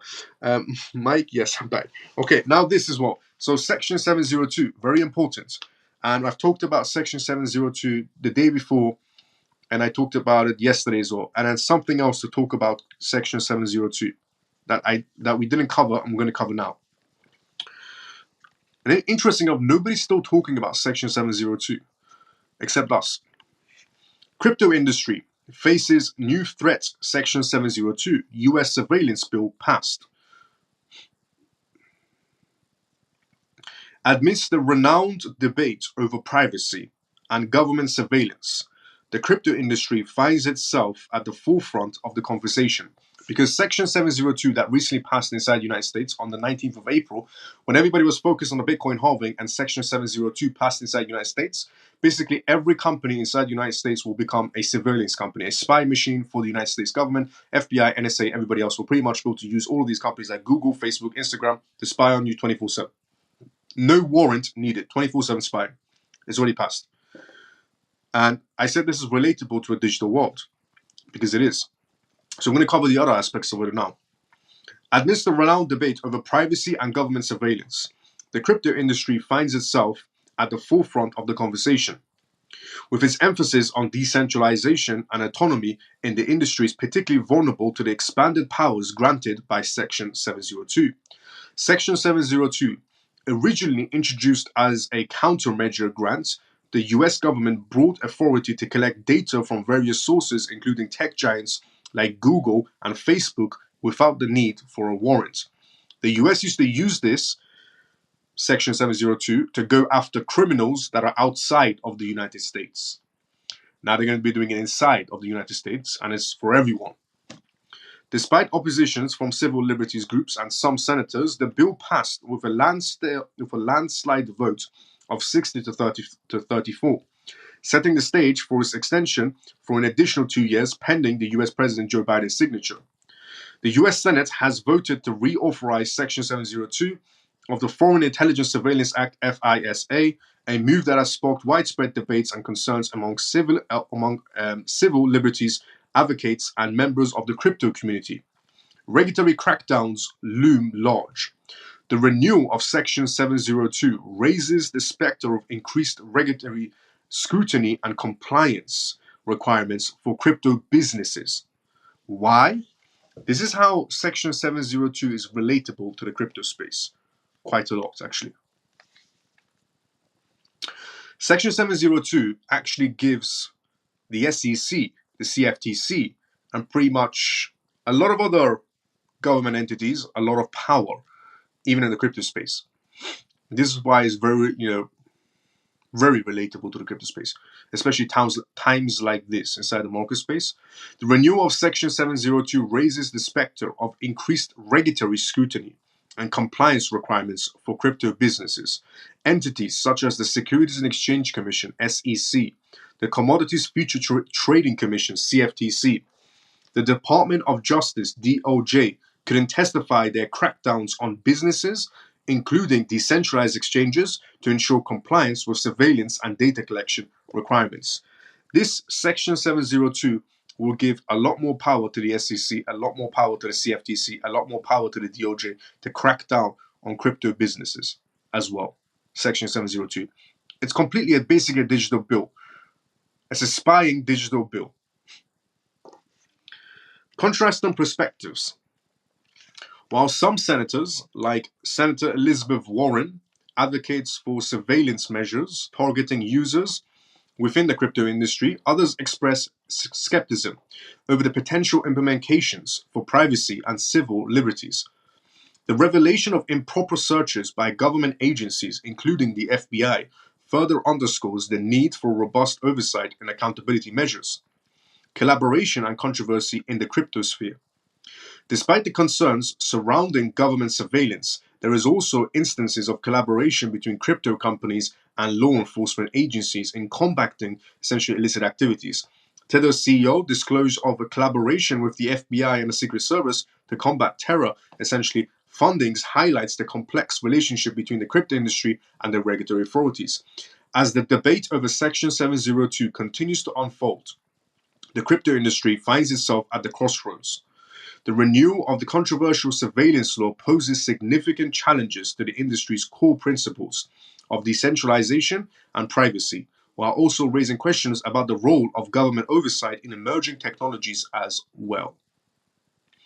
So yeah, Section 702 also gives a lot of power to the CFTC, to the SEC, to the DOJ, and some other government entities as well, regarding not just the FBI, NSA, and so on, but also to the CFTC, SEC, and so on, to crack down on more crypto platforms, essentially going to this digital world. Now, also to go through is this. Quite a bit of news to go through this live show. Also to go through is this. FTX to sell next lot of locked Solana tokens at auction. The FTX estate's next sale of locked Solana tokens, which have already gathered a high level of interest from buyers, will take form of an auction rather than a private sale. FTX is about to sell a lot of Solana. I'm talking about a ridiculous amount of Solana. Following the estate's sale of $1.9 billion worth of Solana tokens to industry firms such as Galaxy Digital and Pantera, that was the first sale. The next sale will be an auction, according to Figure CEO Mike Kegery. Exact details of the sale have not yet been revealed, and FTX did not want to immediately respond to requests for a comment. The locked Solana tokens, which made up the largest percentage of FTX's digital asset holdings at the time of its collapse, have attracted strong interest from buyers willing to take the risk of paying a discounted rate, essentially, for the locked Solana tokens, which may not be sold until a certain date as well in the future. The last sale of about 2/3 of FTX's hold generated $2.6 billion for the estate at a cost of $60 per token. The last auction sale they did were for essentially Solana. So FTX auctions off their Solana at a discounted price, but wholesale. So you can't just buy 2-3 tokens. You have to come around and essentially buy $1 billion worth of tokens, or $100 million worth of tokens at a time. So that's what they're doing essentially. Now the biggest sale is about to come. With Solana's current price hovering around $150, the decision to buy appears to be a good one. Through the volatile nature of cryptocurrency means the price could significantly change before the tokens are unlocked and any funds are able to sell. Still, there appears to be a strong interest remaining for the locked tokens. Figure Markets intends to create a special purpose vehicle for non-US investors and accredited US investors to participate in the auction, a move praised by outspoken creditors and Neil Cover, which essentially they're trying to get somehow the retail section involved through a separate market space. But again, you need a lot of money, and it's essentially on sale. So let's say Solana tokens, for example, are going for 150. You could get the Solana token for $70 on sale. Now, also, this as well to go through, which is MT Gox. So MT Gox. Here we go. Okay, MT Gox, crypto industry that had a situation a very long time ago. So 142,000 Bitcoin payout could trigger a sell-off. The trustee overseeing the bankruptcy proceedings of the defunct, I went to say defund, I said sorry about that, crypto exchange MT Gox has reportedly taken a significant step forward in facilitating Bitcoin repayments. Several users of the social media platform Reddit reported that MT Gox official website has amended the crypto payment options as well.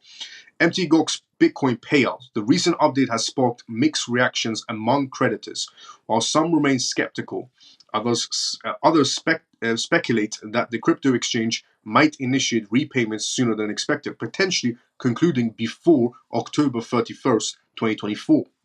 The repayment plan entitles distributing 142,000 bitcoins, 143,000 Bitcoin cash, and 69 billion yen to creditors.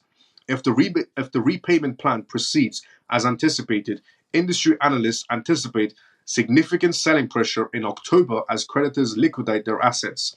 The anticipation stems from a prolonged wait of MTX Gox creditors, spanning nearly a decade since the exchange's collapse. So 142,000 Bitcoin is about to release in October times. 143,000 Bitcoin cash and 69 million yen is going to be accredited to all the people that lost their money. In 2014, a massive hack target, essentially what happened was an MT Gox. So notably, the progress on the repayment front has been observed, particularly with the bank account reimbursements. Reports emerged in late December 2023 regarding the first MT Gox repayments, with some creditors, 7 receiving double payments. In 2014, a massive hack targeted MT Gox, once a trailblazer in the crypto industry. This resulted in a loss of 850,000 bitcoins, which now holds a value exceeding $57 billion. Following the hack, MT Gox filed for bankruptcy protection and initiated rehabilitation proceeding in 2018 to compensate affected creditors as well.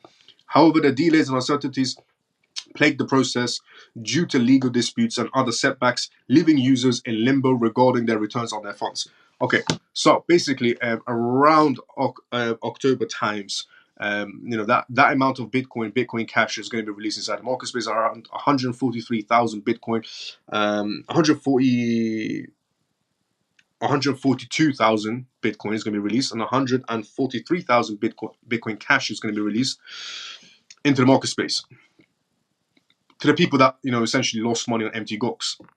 Now they might sell, they might not sell, depends on them. But if they do, then we obviously know who's going to be buying them out. BlackRock will buy them out, Fidelity will buy them out, and Goldman Sachs, everybody else will buy them out. So don't worry, the market will balance again.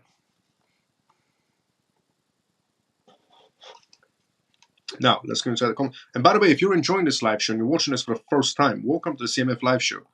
On this live show, I do this every single night on X and live, and on X and YouTube. Right now, we are live on X and YouTube at the same time. That's why the comment section is mixed.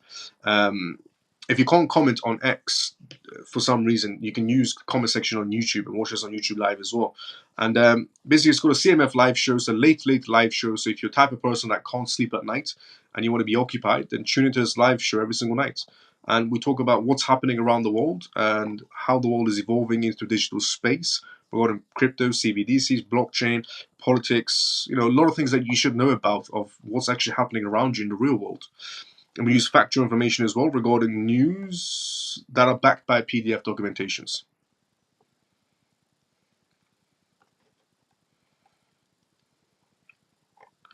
So let me go to the comment section as well. How's everybody? Am I back? Am I back? Yes, yes. Tomorrow, how about an hour from now? About an hour from now, 3 PS. At the time, it's $8 a gallon of milk here, so no, no milk law.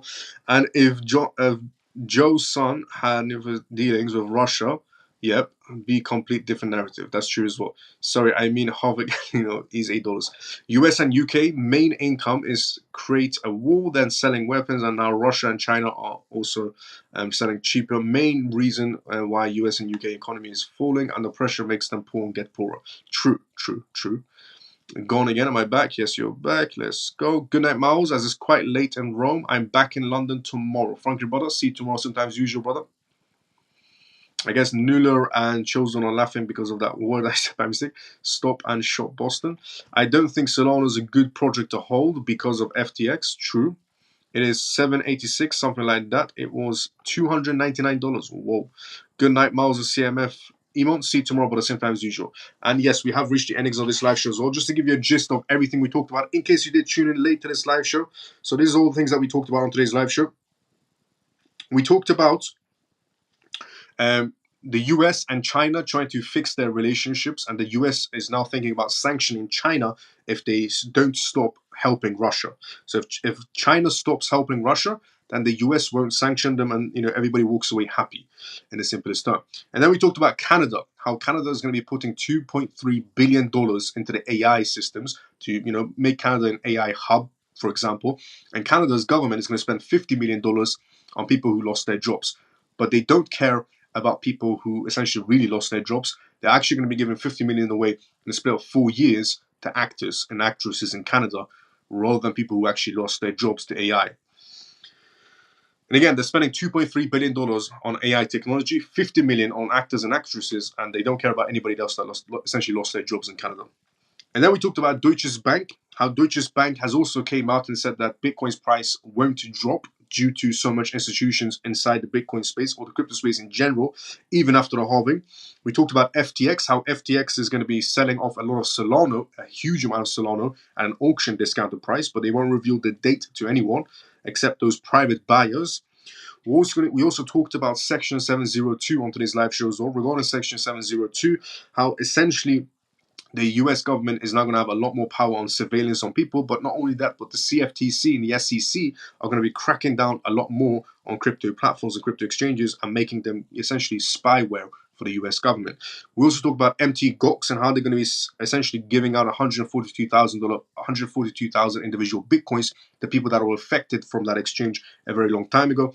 But again, it's speculated to be around October times, and the price of Bitcoin could drop around October times, but it most likely won't because there's too many institutions in play. We also talked about how the controversial stablecoin regulation aims to actually bolster the US dollar dominance. The Stablecoin Act that actually came into play is only good if you're a regulated crypto project, which means not only is USDT bad under the US stablecoin regulation, but so is actually USDC. USDC and USDT are both a no if the stablecoin regulation gets fully passed, because neither one of them are regulated. So a lot of people think USDC is the one, after the bill comes through, and it really isn't, because USDC has no regulations and USDT also has no regulations. There's only one project on this planet with full regulation, which is Bitcoin. The next project to get full regulation when the case comes to an end this year is Ripple. And Ripple was the one that announced what? Stablecoin is coming out. The only reason that Ripple announced a stablecoin is coming out this year and not the year before or the year before or the year before is because the case is coming to an end this year. Brad also announced that the stablecoin is going to be coming out by the end of this year, which means this case is definitely going to end this year because Ripple's confidently saying we're going to be releasing a stablecoin. They would never release a stablecoin if they're still battling the SEC or even mention it. So case coming to an end this year. Stablecoin coming this year. Ripple will become the second project in the United States fully regulated after this case is ended, which means there's a reason that stablecoin is coming out, because it's going to be the only stablecoin that is actually regulated inside the United States. Now, we also talked about CoinMina and how CoinMina has just collaborated with Zodia Markets to enhance payments. So Zodia Markets and CoinMina collaborated, which means Bahrain's market space, the United Arab Emirates market space, and the United Kingdom's market space and Africa's market space can now connect together regarding off-ramps and on-ramps when it comes to fiat to cryptocurrencies and cryptocurrencies back to fiat, essentially. And these market spaces can now work together through Mina and Zodia markets. Zodia markets, backed by Standard Chartered, uses Meticus technology, which is essentially Ripple payments, to be able to do fast payments. So Ripple is involved in that scenario. Now, we also talked about how the perfect chart shows 4 billion people adapting into cryptocurrencies. According to an ex-Goldman Sachs executive, the crypto space is growing at a rapid pace according to data. So the internet grew year by year 76%, and the crypto space has grown by 137% year on year. And at this rate, we're going to have about roughly 4 billion people by 2025 inside the crypto space. 4 billion people. It's according to data as well. And then we talked about Kenya, how Jack Dorsey's company, essentially Gridless, the company that he's working with, Gridless, is now going to be putting Bitcoin mining institutions in Kenya and a few other African countries as well. And these mobile Bitcoin mining institutions are going to be using volcano power, and they're going to be providing free electricity for the communities that are living around or near the Bitcoin mining institutions. They get free electricity, free Wi-Fi, and free charging stations to charge their motorbikes, for example, because Jack Dorsey's company is going there to produce renewable energy for Bitcoin mining institutions, but also provide free resources for the communities in those African countries, which I think is a brilliant idea regarding the best way to buy. So essentially mine Bitcoin and provide free electricity for people that are living nearby. Brilliant idea. And we also talked about regarding the exploring the growing impact of the cryptocurrency on the global finance space, and essentially how we're moving day by day closer and closer to a digital world, and how CIO, crypto fund manager Bitwise, chief investment officer CIO, has talked about how we're actually rapidly growing to a digital world, according to a lot of evidence, something I've talked about for a while as well. So that is everything we talked about on today's live show. We talked about so much news on today's live show. There's so much Q&As on today's live show as well. If you are new, you're watching this live show for the first time, and you enjoyed it, drop a follow, drop a like. If you're watching us on X, follow me on X and tune into this live show every single night. It starts at 11:25 p.m. UK time, and you can tune in every single night on this live show. And welcome to the CMF live show. If you're watching this on YouTube right now on YouTube Live, welcome to the CMF live show as well. Subscribe to you on YouTube. Tune in every single night. The comment section is full of amazing people, always waiting there to communicate with you. Great people. And we have a Telegram group as well called the CMF Telegram group. Essentially, the link is on my YouTube and the link is on my X profile as well. Everything I provide is completely free of source. I don't ask for money because I believe education needs to be free. So you're in great hands, in other words. So if you enjoyed this live show, drop a follow, drop a like. Now, because we reached the endings of this live show as well, I just want to say thank you so much to everybody from the CMF that's essentially been tuning into this live show and tuning into every single live show every single night. This is episode 34. And we used to do this live show for over a year now. We've done this live show on TikTok Live, but we now on X and YouTube only. So, CMF, thank you so much to every single one of you for tuning into this live show. Thank you so much to every single one of you that's been tapping on the screen on X and tapping on the screen on YouTube. Thank you so much to every single one of you that's been retweeting this live show on X as well. I will be seeing all of you tomorrow, same timing as usual. Everybody have a great day or a good night, depending on where you are around the world, CMF. The usual outro that we always do. Let's go, CMF. Before we go, let me look at the comment section as well. I don't think Salon is... Yeah. We were here. Good night, Miles and all CMF. Thank you for the news. JP, see you tomorrow, but at the same time as usual. Ray, take care, Miles and family. See you tomorrow, sometimes as usual as well, Ray. BlackRock can't help Russia with dollars like they did with China. That's true as well. Gone back. Yeah. Good night, Miles and family. Great life. Thanks. Have a good one. Ian, see you tomorrow, sometimes as usual as well. Good night, Miles and CMF. Pierce, see you tomorrow, sometimes as usual as well, brother. We rise. Let's go, Connie. How you doing? Thanks again for another brilliant live stream. Let's go, Nula. Nula, see you tomorrow, sometimes as usual as well. Good night, brother and CMF. Bilal, see you tomorrow, sometimes as usual as well. Many blessings to you and your family. Nula, see you tomorrow, sometimes as usual as well. To you or family as well. Blessings. Let's go. Good night, Miles. God bless. Sam, see you tomorrow, sometimes as usual as well. Nula, see you tomorrow, sometimes as usual. Miles, another great job tonight. Let's go, Scott. Scott, see you tomorrow, sometimes as usual as well. So, CMF, we have reached the endings of this live show. Honestly, banking on VRA, what's your opinion? It's all right, is what I would say regarding VRA. It's all right.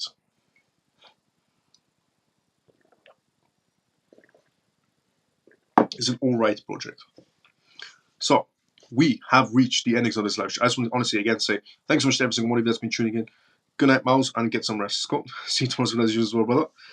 I'll see everybody tomorrow, same timing as usual. Everybody have a great day or a good night, depending on where you're around the world, CMF. Thanks so much to every single one of you that's been tapping on the screen on X and live on YouTube, and for retweeting this live show. I'll see everybody tomorrow, same time as usual. Thanks for what you do for our family group. Let's go, Scott. See everybody tomorrow, same time as usual. See you tomorrow, CMF.